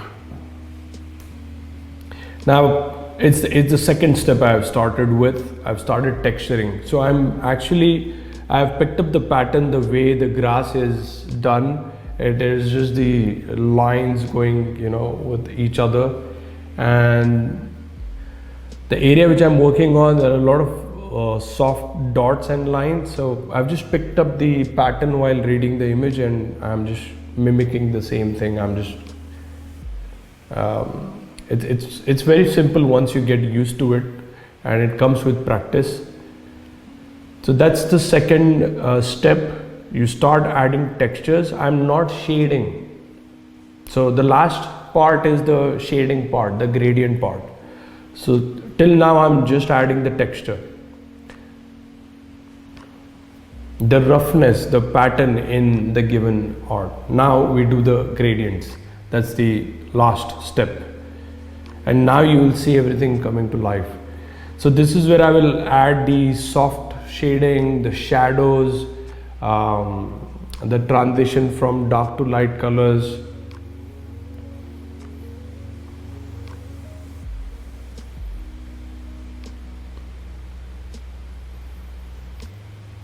This is the step which adds depth to your work.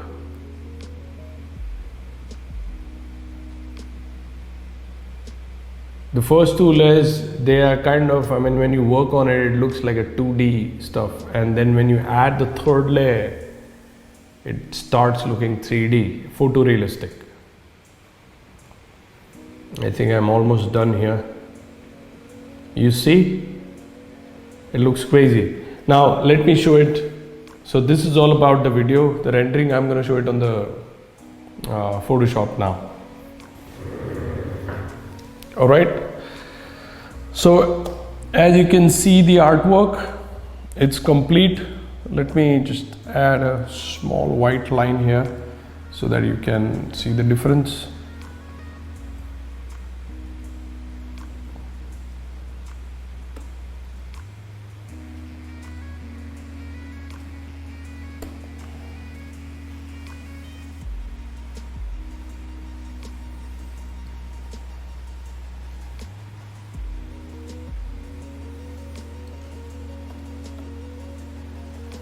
All right, just to divide it in two.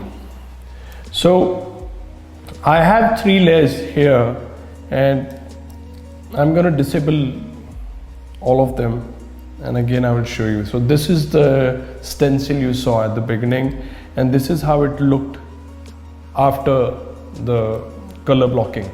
So this is where I marked, give me a minute.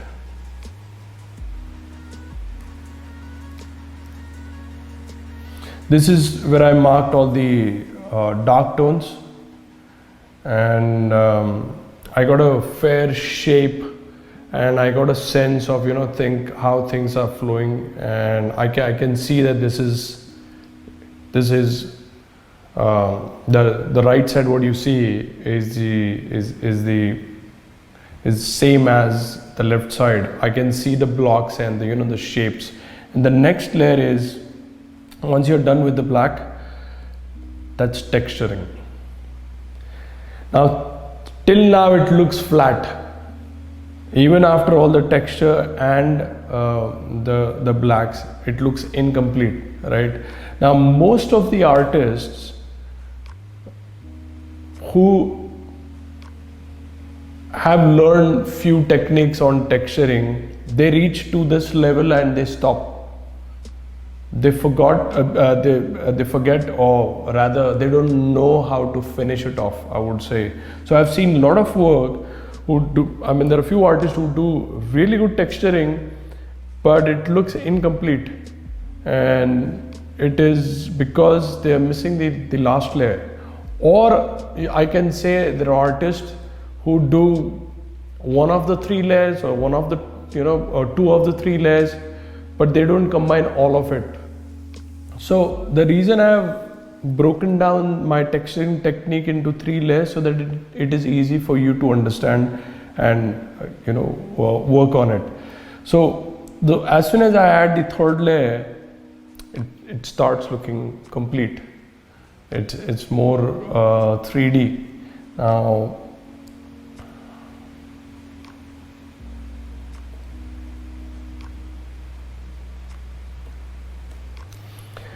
So that's about the texturing. This is the exact same technique which I use in tattoos. It doesn't matter if I'm working on beard or hair, or if I'm working on a more textured objects, like if I'm rendering a metal, or if I'm rendering a jacket or a cloth, this is how I go about it. If it is a cloth, I will take it, I'll start with blocking the darker areas first. Then I will pick up the pattern if it is threaded, or if it has a texture of stitches and stuff. I'll just capture that first. And the third layer would be adding the shades. Now this gradient layer, the third layer, is very important because it defines the softness and the sharpness in the given work. Now texture is all about sharpness, and in your artwork or the reference which you're using, the light plays a very important role. So the effect of lighting comes when you apply the third layer. So if there is a softness, or if there is a directional light, so light coming from only one source, and so it will create soft gradients on it, and that's gonna happen with the third layer. And when you're working on the skin or the beard, as I mentioned it earlier, when you're working on anything, when you're half the way, or when you're in the beginning of 20-30%, it looks bad. So check the screen. So if I say I was doing only this, how does it look? And when you see this as a tattoo, it looks really messy. Then when I add the second layer, it looks like this. And who would expect me doing this kind of work? But it's incomplete. So while you are actually working on it, you have to finish the entire piece, and at the end only you will understand what exactly is going to be. So whenever I'm working on the facial texture, the skin pores, or the beard, when I start, it looks bad. In beard, I block out all the black areas first, and then I start adding the texture. So I create the shapes, detailed shapes of the hair. And the last layer, the gradient layer, is where I define that which hair is inside, which is in the shadow area, which is highlighted, which has a block, hard blocked by shadows, and so on and so forth. So the third layer is really important in here. And if I want to just show you how the third layer looks, I'll show you like single layers, like show one layer at a time. So this is how it looks, the blacks. Let's say we'll disable the black and show you the texture. This is how the texture looks. Let's see third one. This is the last layer. I mean, if you see this like a only layer, this is what you're doing. This is kind of a finishing as well. Also remember, when I'm working on the last step, the last layer, which is a gradient, from there I also do back and forth from there. So it's not the final step, and then you can't go back to texturing or go back to color fill. The third layer is combines with the finishing part. So while you finish off the gradients or the last layer, you also start adding textures wherever needed. You also start adding the black areas wherever needed. So that is also a final step, or rather I would say a gradient is combined with the finishing touch. And so that's about the texturing. I hope this information was useful, how exactly you can develop this skill. Now this skill, now you understand how it is done, but that doesn't mean that you can do the exact same thing in your next tattoo. So what would that require where you can actually do this kind of work, or master the texturing, photorealistic textures? And it's not time consuming, it is simple. It just needs discipline, but it is not time consuming. In less than 3 to 6 months, you can do a tremendous level of photorealism textures, something which can go like on a global level, where people will recognize that this is like dope. And if you want to reach that level fast, it's just you have to work every alternate day on drawing. So what you do is every day you pick up some object, something where it has a lot of details, or pick up some photograph from internet. One day you can pick up a portrait, the another day you can pick up an animal portrait, someday you can pick up a scenery and then start a landscape, and you follow these steps. So this technique you have to follow. You'll block the dark areas, do the texture pattern, and then gradients and the finishing of it. And day 1, day 2, or maybe first week or two, it's not going to be very interesting in terms of the output, but you have to stick to the plan. So you're going to do this for next 3 months. Every alternate day, take a small one. So don't push hard as such. I don't want you to fail at doing it every day. Even if you start and if you leave it incomplete in some days, that's okay. But start with something small so that you can finish it in maybe an hour or so. So that will actually help you, have that feeling of, you have done something, feeling of completion, achievement. And at the same time, it will encourage the next or the alternate day, what I'm talking about, to do more. Keep doing it every alternate day for 3 months, and on the last sketch you do on the 3rd month, compare the first day sketch with the one you do after the last one, and you will see a difference of night and day. And by then I'm very sure that your tattoo, the kind of tattoos you do will drastically change, the output. This is simple. It can go on an iPad. You can do it with pencil and paper, pen and paper, anything. Medium doesn't matter much. I use Wacom here, but at home I sketch on paper.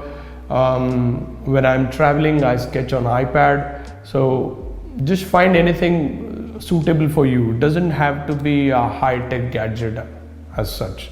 To start, the best way is take a pencil and paper and start this.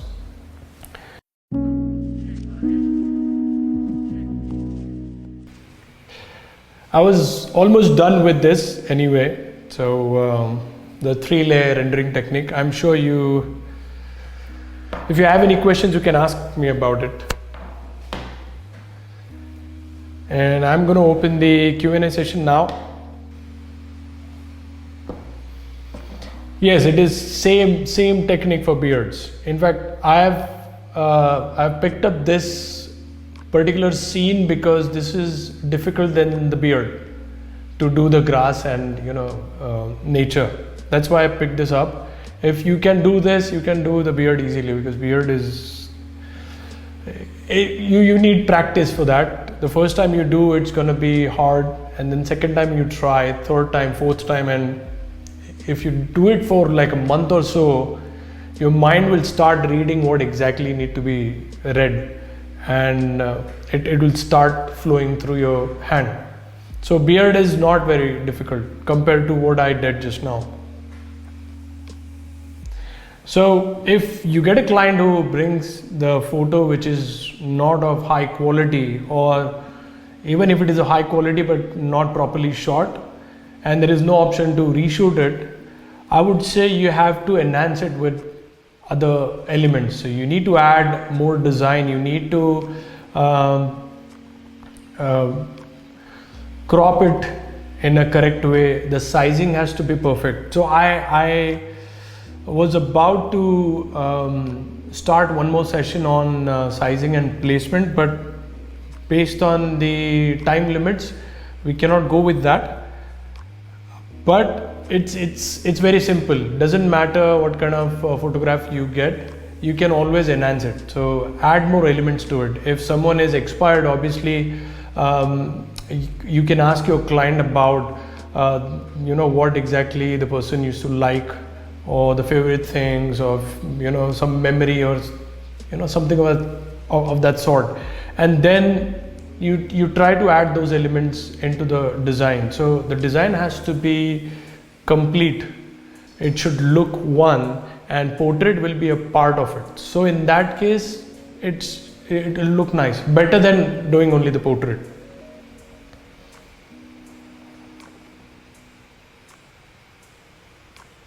I don't do bloodline, and I don't support bloodlining as such. If you're doing a session of a portrait, in my case I do a lot of portraits and a lot of custom designs which are divided into 2 or 3 sessions, not one session. And it's very easy to place the stencil the next day. It's only in your mind you feel that it's difficult because you haven't tried it yet. Have you ever tried to place it more than maybe 20 times? Maybe you have tried once or twice and you think it doesn't work. That's not the case. All the greatest artists of this world, they do multiple sessions and they use one stencil again and again, not like one paper as such, but the same size of stencil which can be taken as a print out of the thermal printer for stencil, and then place it wisely. Take your time to place it and it works fine. You don't have to worry about that. It's simple. Try it. Again, it's the same formula. You just do it once, you will fail.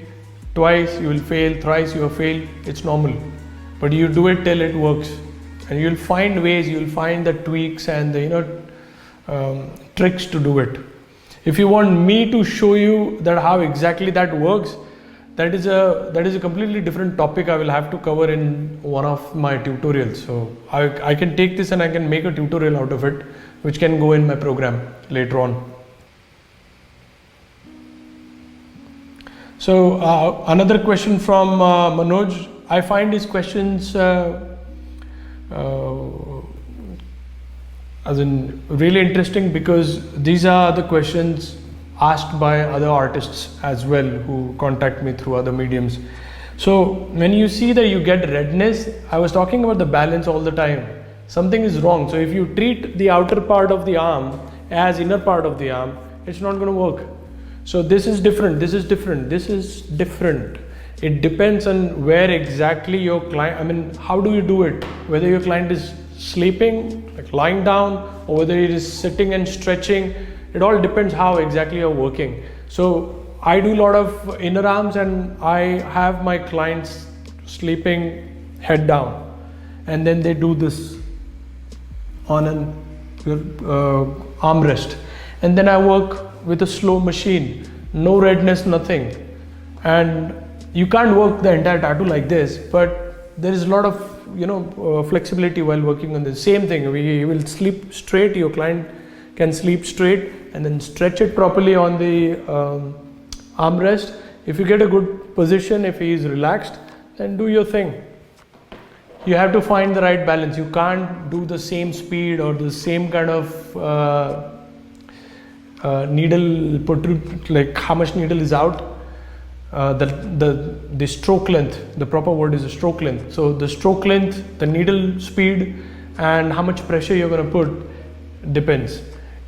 The skin, if it is getting red, for everyone, if the skin is getting red, something is wrong in your technique. Nothing is wrong with your skin. I saw someone talking about the sensitive skin and getting swelling. You don't know how to do it. There is no sensitive skin in the world. Every skin has a solution. You have to change your style, technique based on the response from the skin. If one skin is working fine and if you are going like full speed and things are working fine, you can't do the same thing on the other skin where it is taking time to absorb the skin. You have to slow down, you have to dilute the ink. There are a lot of factors. You can't just do the same thing on all the skin in fact, not, as I said, you can't do what you do here. It's different. So find that balance and you will have the answer. If your skin is getting red, that means it's a sign for you that you are doing something wrong. Just fix it. So last question from Manoj. Why did I cover the part of the tattoo with clinch while I was running the clip? It's because my hand is gonna be over the tattoo in So like while shading or while doing things, I might place my hand over the tattoo, and while rubbing I might go over it. So I'm putting a plastic, it's not a it's a clinch wrap. It's there because it will avoid the damage. So I have seen, at least in my experience, I have seen when I'm working, I have nice long nails. Doesn't matter how much I cut. I when I'm working, if I'm taking this support, I can see a damage happening to the skin. Many a times I have seen that. And same thing happens with this. If I'm doing like this, and if my hand is happening like this, if this is happening on the part which is already done, it's not good. So just an extra protection from that thing, add a plastic, put some Vaseline here. Not Vaseline, I use A&D, so A&D here, and then go along with it. Tips on how to work on Indian dark skin. Whatever I did today, that's it. So that's the gray wash I use. You have to maintain the contrast. So if your image reading is good, you can do really good work on Indian skin. It is about your art skills, nothing to do with best ink in that case. In fact, all the new inks what we get, they're almost same, I think. As far as my experience goes, all turn out to be black. Little green, in some cases it goes green, but the factor is also the melanin of your skin. So sometimes or whenever you see that the color is going greener, it is not always the problem with the ink. It is the melanin of the skin mixes with the ink, and then there is a little change in the color, and that's normal. Tips on how to do good outlines. Practice on piece of paper, and then artificial skin, and then do on real skin. How to make a stencil using a Photoshop. There are a lot of tutorials in my program, Learn It Like Aliens, and I think it is the cheapest way to learn tattooing of this level. I am very sure on this entire globe nobody is teaching the way we teach. And it started with Aliens Tattoo School. It's a physical school where people from all around the world come down to learn. And then we started actually taking all our knowledge and the entire process of teaching online. And now we are working hard every day, 16 hours a day. My entire team works. We make tutorials, we put it online so that you people can learn. Go there. It's just $2,900 a month, which is, I think, is quite affordable.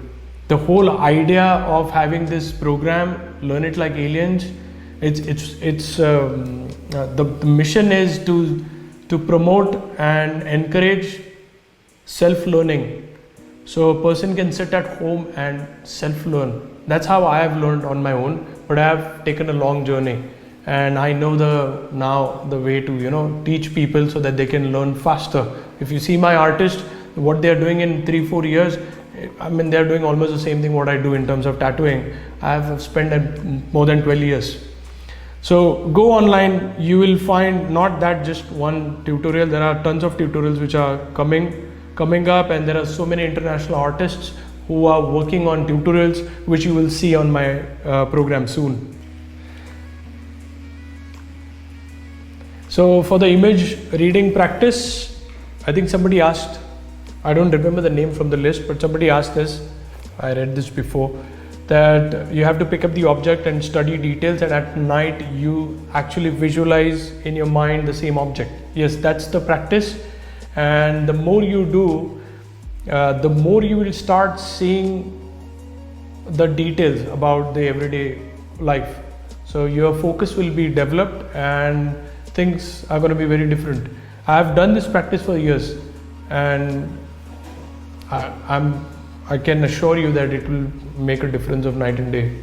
Soon, maybe spend like 3 months doing this, and you'll start seeing things in a very different way. In fact, your perspective will also change. if we take so many grays, how will we ensure the exact one putting in, especially while doing the smaller parts like lower lips and mustache part? I didn't exactly get the question, but these are not so many grays as far as I understand. This is a gray wash, and I talked about the transparency and how you use the transparency. So you can pick up any of the shade and start building up the piece until you get the desired effect. So there is no way to pick up the color and just do like this and then you have the color there. You have to render it. So you can't pick, just choose one color and just start, just if you push it and then you have to get the right exact shade what you desire. That's not how it works in photorealism or using a gray wash. You build it. So if you're working on a lip and if you see like 70% black, in my case what I would do, I will start with little lighter, and I'll build some area around it and see if the color relation is right or not. And once I think the relation is good, I will develop it into a darker tone, or I'll add the contrast to it. That's how I will do it. How to make sure that the amount of water you put in the cup is the actual measurement of the gray you want. You don't have to be sure about that. It is just a reference to understand this. Because the color is transparent, it also depends on how much pressure you put into the skin. Also, it depends on what kind of needle stroke you have, how much needle is out of the tip. There are 3-4 things which will dictate that how much color will be deposited into the skin. So you actually combine all of this. That is what I am referring to as balance. You combine all of this and start rendering it. So there is no way to first analyze that I want this as 60% black. There is no proof of that. It's just a reference number that maybe this is 30-35, maybe this is 50%. So when you see an image as a reference, and if you want to do this, so from one point, from the reference to your skin, you can't tell me that it's a 50, 60, 70 or 80% color. Is there proof? No. In fact, the screen colors what you get and what is on the print is different. And what is on the print which goes on the skin is different. It is reference. It is for the color relation. It is about the ratio between the relative colors which are around to build the contrast. And in your mind, you have to process those numbers just for your reference. And the more you play with those numbers, and I think this is maybe 50%, and then you do, oh, it's not 50%, it is showing just 10% or 20%. That's how you build the network neural pathway in your mind, and you get better at it. Can you please explain the beard part? I will try to cover it maybe in the next webinar, because I see a lot of people asking for beard texture, and if you find it difficult, I will work around a session which will explain you properly. I'll break down things down for you that it's going to be much simpler for you to render the beard, but it has to be a part of the next webinar. This webinar is just the first part of many which are coming in. I cannot teach the entire photorealism in just one day or one session. There are multiple webinars which are coming. This is a series, not just one, and this is the first one of the series. So I can address that part in the next webinar for sure. How do the realistic tattoos look after a couple of years? They look great if you have done it right. They look amazing. I have seen tattoos not done by me, people who are quite well known for their work, international artists, and I have seen some pieces which are like 12 years old, 15 years old. They look really good. I have seen some of the Anil Gupta's work. People say that there are few pieces which went light, but what I have seen I'm sure you know Anil Gupta, so you can look for Anil Gupta or Sir Anil Gupta. He is from New York, and I've seen his real tattoos, like heel tattoos, and few years old, and they look amazing. I mean, they look like it's a print on the skin. So detailed, so fine work, amazing stuff. So if you do it right, it's gonna be good for like 20-25 years easily, till the time the skin starts shading, losing out the elasticity. So somebody's asking excessive use of white ink in portraits. How do white ink eventually heals? I covered this before. I don't recommend using white ink. Fine highlight, like maybe a one hair, or maybe if you're done a beard and maybe just 2 or 3 hair, you want to just add a little highlight, or maybe a shine over here, that highlight, that is okay with whites. You can't fill the patch with the white. It will turn pale, it will damage the skin, it will not heal properly. As far as my experience goes, I have not seen, I would say,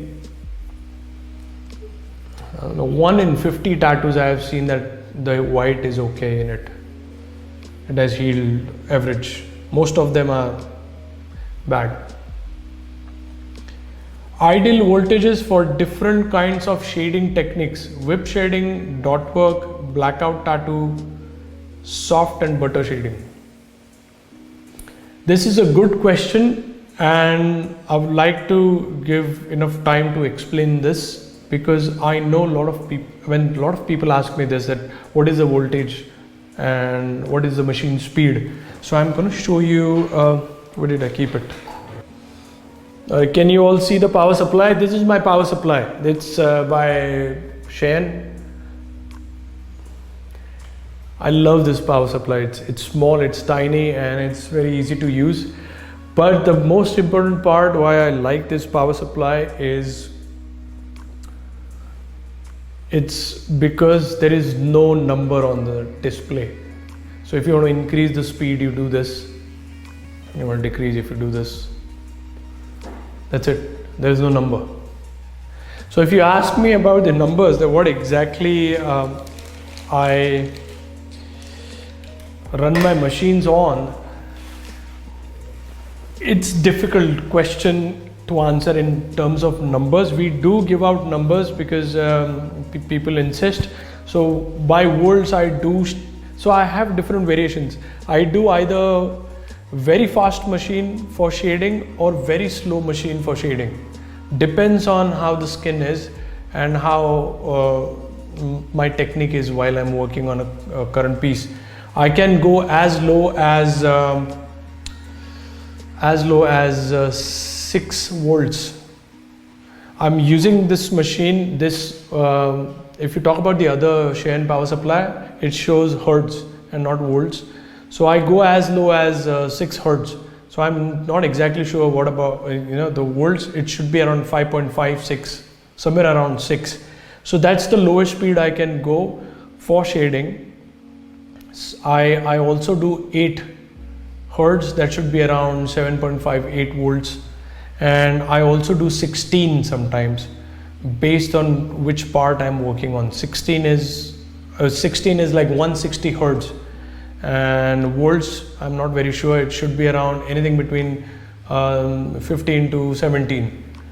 And in that case I go really fast. My hand movement is really fast. The needle is quite inside when I'm going fast. If I'm going slow, I have a higher stroke length and I have a really slow hand motion. I go easy. And all these numbers I gave you just for your reference, I'm not using the numbers. I don't see the numbers. So the whole idea is, or I recommend is, stop using the power supplies which show numbers. That is actually a block, a mind block. Every time you know that this machine works properly on this particular speed, and then you get used to that only one number, that is not good. Every machine In fact, if you use 3 different brand machines, every machine will run at a different speed on the same volts or hertz, because that's how the machine is built. And you can't stick to one number. So if I'm using a Cheyenne Spirit, and if I'm using say Injecta or any other machine, and if I do the same power supply, power to both, they're not going to run at the same speed. There will be a difference. And that difference I take from the skin. So whatever response I get from the skin, that is what I believe in. So when I start, if you have seen my previous tutorials, I do talk about this in almost every tutorial, the bigger tutorials I do. That first half an hour to 1 hour, I test the skin. That is, I try few things out. I do experiment what works and what not, what speed will is okay or not. I find that right balance, and once I know, that's the speed I will work from there on. And then I'll make little changes up and down. So there is no particular one thing to go with. I would rather, going with the numbers which I gave you before, I would still insist, start using a power supply without the numbers, or hide your screen so that you can't see the number, and start feeling the response from the skin, and then you decide, oh, maybe this is fast, this is slow. It will take some time. What to do when there are smooth details and 3 RLs, that 3 round liners, can't get it evenly without damaging the skin, asked by many. So my team says there are similar questions people have asked. It's a pro tip, so write it down, record it, whatever is needed, do it. If you are running, say for example, I'm giving a number right now just for reference. If you are running a machine, a liner, 7 round liner, if you are running it at say 9 volts, and now you put a 3 liner, and because it's a 3 liner, your mind registers it's a 3 round liner, same as a round liner which was of 7, and if you do the same speed, you're damaging the skin. Now understand, the 7 RL is thicker, so it takes more effort to go inside the skin, but 3 is fine. It can pierce the skin easily. In that case, you will have to slow down the machine speed. You can't work with the same speed what you were working with before 3RL. So you can use a single liner. I've done crazy blunders using a single liner and 3 liners, and through mistakes I have learned. The problem is the machine speed. Take down the machine speed and you will see the difference. The damage should not happen. If things are not going in the right way, if you see a damage, you can't work with 3RL. Either you change the needle, you find a better way to handle it. So if you start seeing the damage, lower down the speed, take down the stroke length, and see if in a new area the damage is less. If it is less and the color is flowing right, then it's okay. So finer, smaller needles, smaller liners, I recommend you slow down the speed of the machine from your power supply. Tips for making lines with RS. I love round shaders anytime over round liners.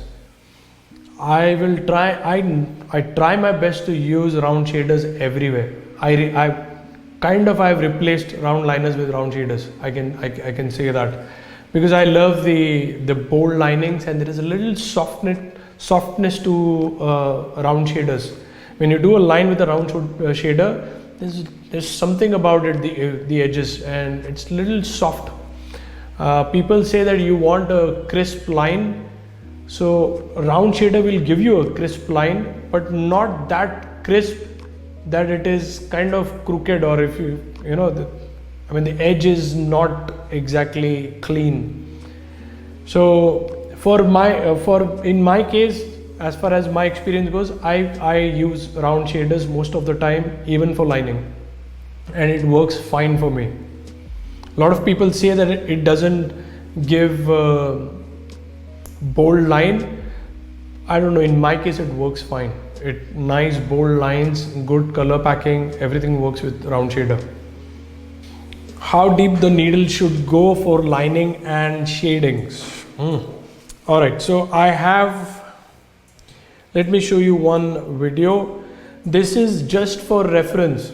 This will, whatever is going to be shown right now on screen, it can change a bit based on which part of the body you're working on, and so on and so forth. So let me play the clip for you.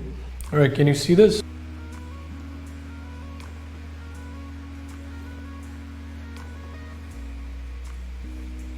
So I'm working with 7 round shader. Sorry, this is a 7 round liner and not shader.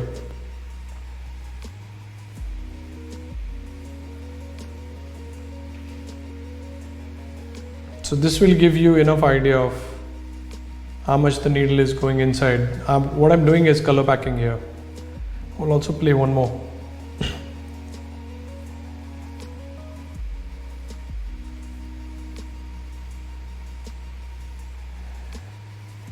So check this out.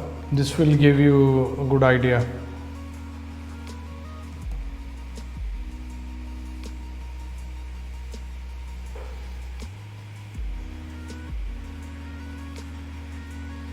So I always have a higher stroke length. I don't touch my tip to the skin. I want to see the needle as it should be visible.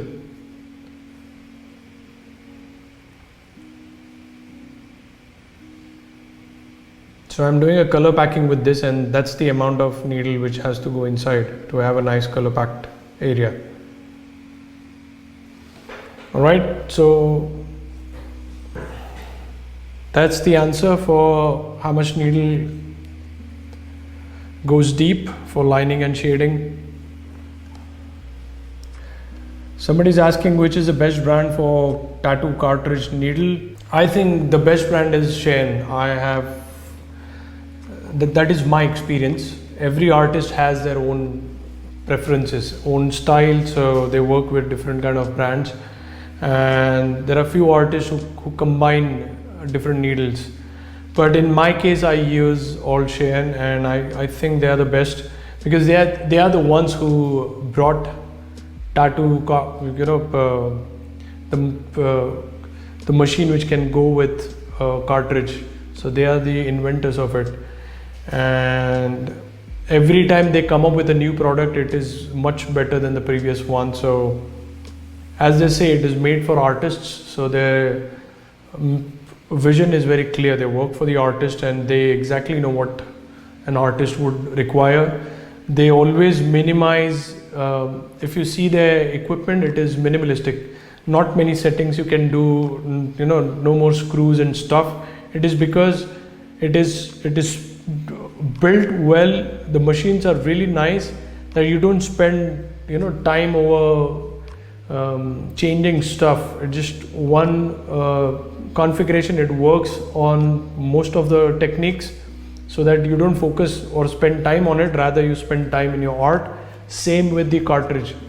The needles are really good, and the reason I'm talking about Shein is not because I'm the sponsored artist and I'm promoting. It's not about the promotion. It is what I use, and I've been using from last 5-6 years when I was not a sponsored artist.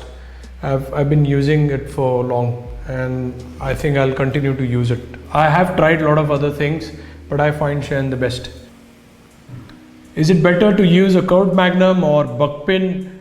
I don't get into that space, whether it is a buck pin or what kind of so I like Shein because of this. I don't have to worry about whether it is buck pin or not. Excuse me. I pick up a needle, I start using it, and it works fine. So I don't want to get into those detailed configuration when I get confused. Personally, I've used buck pin when I was using other stuff, and I'm using normal needles and all kinds of stuff. I have hardly find any difference. I mean, very minor difference. I believe in my hand and my skills. You give me a coil machine, you give me any other machine, and you give me any kind of needles, I'm going to work with it, and I'll change my style based on the equipment I have, and I'll still perform the same. So I think you should not get into, you know, whether it is buckping or not. The only thing which I love is the curved magnum over flat, is because flat is very visible. Flat causes more damage to the skin because of those corners. Soft edge is like this curved magnum, so the damage is low. So I recommend curved magnum. The rest of it, I mean, you can just leave it on a good brand and they will take care of it. So somebody is asking me, how can I maintain the tones for the larger area where I'm working with a lighter tone? So if he's working on a piece where it's only 30% black, or the output has to be gray, how would one work on a larger piece and maintain that? That comes with practice. I have struggled a lot, but with practice I know how to do it now, and you can also do it.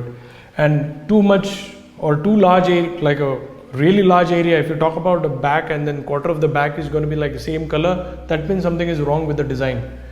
And if it is only like this much, maybe this kind of, I mean, this is very simple. If that's the size you're looking at or you're referring as large, it's simple. Just practice more and you'll get it right. Somebody is asking me about the opaque gray tone, how much white is needed to turn the black to go to medium opaque gray. 50% white, and in pigments it's different. Here it's 50% in real world, but in pigment you have to keep playing with it. Just start with 1 drop black in the entire cap of a little 70-80% white and just 1 drop of black, mix it and see where it goes, and then add one more drop till you find the desired shade, and there you go, that's it. Okay, so I have a question here that how do I manage fatigue, or other ways why I don't get tired on longer sessions. I have spoken to a lot of artists, and a lot of artists talk about this. They don't do longer sessions because they have either back pain or they get tired. Some people get off, they're not focused for all those hours, and they fear that, if they are not 100% into the tattoo, it might not turn out well, so they divide the sessions. I say it's just the mindset, and if you decide to do something, you will do it. If you decide that I'm going to do 8-hour session with full focus, without fatigue, without any pain, your body will support you. Maybe the first time it's going to be difficult because your body doesn't know that it can sit for 8 hours, but you have to push, you have to train your body. So I can sit for 16 hours and again next day I can sit for 16 hours. And I always talk about, I have this, somebody asked me, my back doesn't hurt. I say I have a metal back, nothing goes wrong with me. It's just a mindset. I talk about this always, that you have to train your body and mind for what exactly you want. And all that pain and all the fatigue or whatever body problems you have or the focus problems you have is just because you're accepting it. You're going easy with your body and mind. You have to stress it out. I mean, you have to push hard. So the moment you start pushing yourself, it's not going to happen in one day. You will have to keep doing it again and again and again, and every time you do, you might add like an hour or like 30 minutes, and then the more you do, the more confidence you build for yourself. So you start answering yourself, I can do this, and not to just show to anyone, but it is for yourself. So that is my recommendation. So don't accept what your body is doing right now, rather challenge it.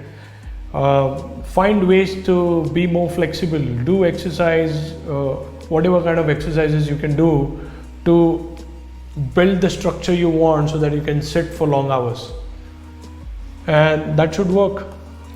So there is this aftercare, which is I'll cover this quickly because we don't have time. I had a limit of 3 hours.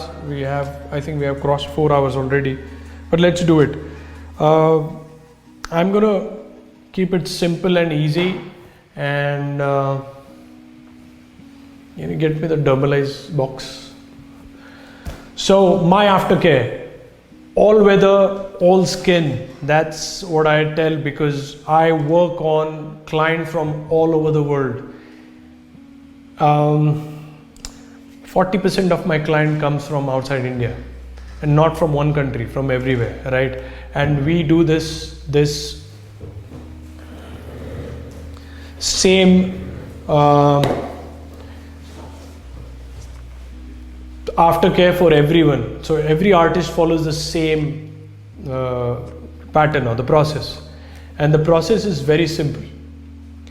And the secret is this, to be very honest. It's nothing about me or my knowledge. The team which has worked behind this, they have done some amazing work, and what they have developed is something I don't think anyone was expecting, something of this sort. It's like a magical tool for healing tattoos. So talking about the traditional way of healing or aftercare is, when the client is done with the tattoo, you clean the tattoo, wrap it with cling wrap or cling wrap, and then he goes home, removes it, wash it with water with mild soap, and he applies either A&D or some ointment or some cream, and he cleans the tattoo thrice a day, and he does it for 5 days, and the tattoo will start peeling and it will come off. And every artist knows this. There are a lot of complaints and a lot of things were going wrong because the process was complex, and all the badly healed tattoos are not, I would not say all, but most of the tattoos which are not healed properly, they are not because of the work done by the artist was not good. It is because the process of aftercare was so complex that client did not follow it properly. It was hard for him to follow it. The people who are working every day, or the people who are, come from outside India, they come, they get a tattoo, they have a flight, they go back, like it's a 12-hour, 14-hour flight, they go back. It's hard for them to follow that 3 times washing and all that jazz, right? So what this does is, or what I'll explain my process. So once the tattoo is done, we clean it with whatever, like green soap, and then we do use distilled water to clean off the green soap. We wrap it with cling wrap. The client goes home, removes it, wash it with cold water, and he has to do nothing after that. So if my client is here by say 12 o'clock in the afternoon, he gets a tattoo, he leaves at like 6 or 7, 3, 4, 5 hours of tattoo. In my case, if I'm working on a longer, bigger tattoo, he will leave at night. He has to go home, wash it, let it dry for at least 12 hours. Do not put anything on it. And he has to just avoid accident. Nobody should touch it, and that's it. So we tell them to wear a cotton full sleeve t-shirt or shirt. That works fine. And the next day, either client has to come here back to the studio, which is again a little bit complex process for client, but a lot of people prefer it. They think that the experts, if they can do this right, why not to get it done by them? So people come down. So first option is the client comes in, we clean it again, and we wrap it with this dermalize. Once it is wrapped, he doesn't have to remove it for 6 days. It is the 7th day he will remove the wrap, slowly wash it with mild warm water, and put any moisturizer. That's it. The healing is done. That entire traditional process is all gone. Now, because this wrap is breathable, the skin breathes properly, so it gets enough air to avoid the development of the bacteria. So chances of infections are really low in that case. So the pores are enough bigger to allow the air inside, but smaller for the dust to go inside. So no dust can go inside through the wrap, and at the same time the air can go inside, so the skin can breathe. So the healing is happening really nice. Plus it's a wrap which sticks properly.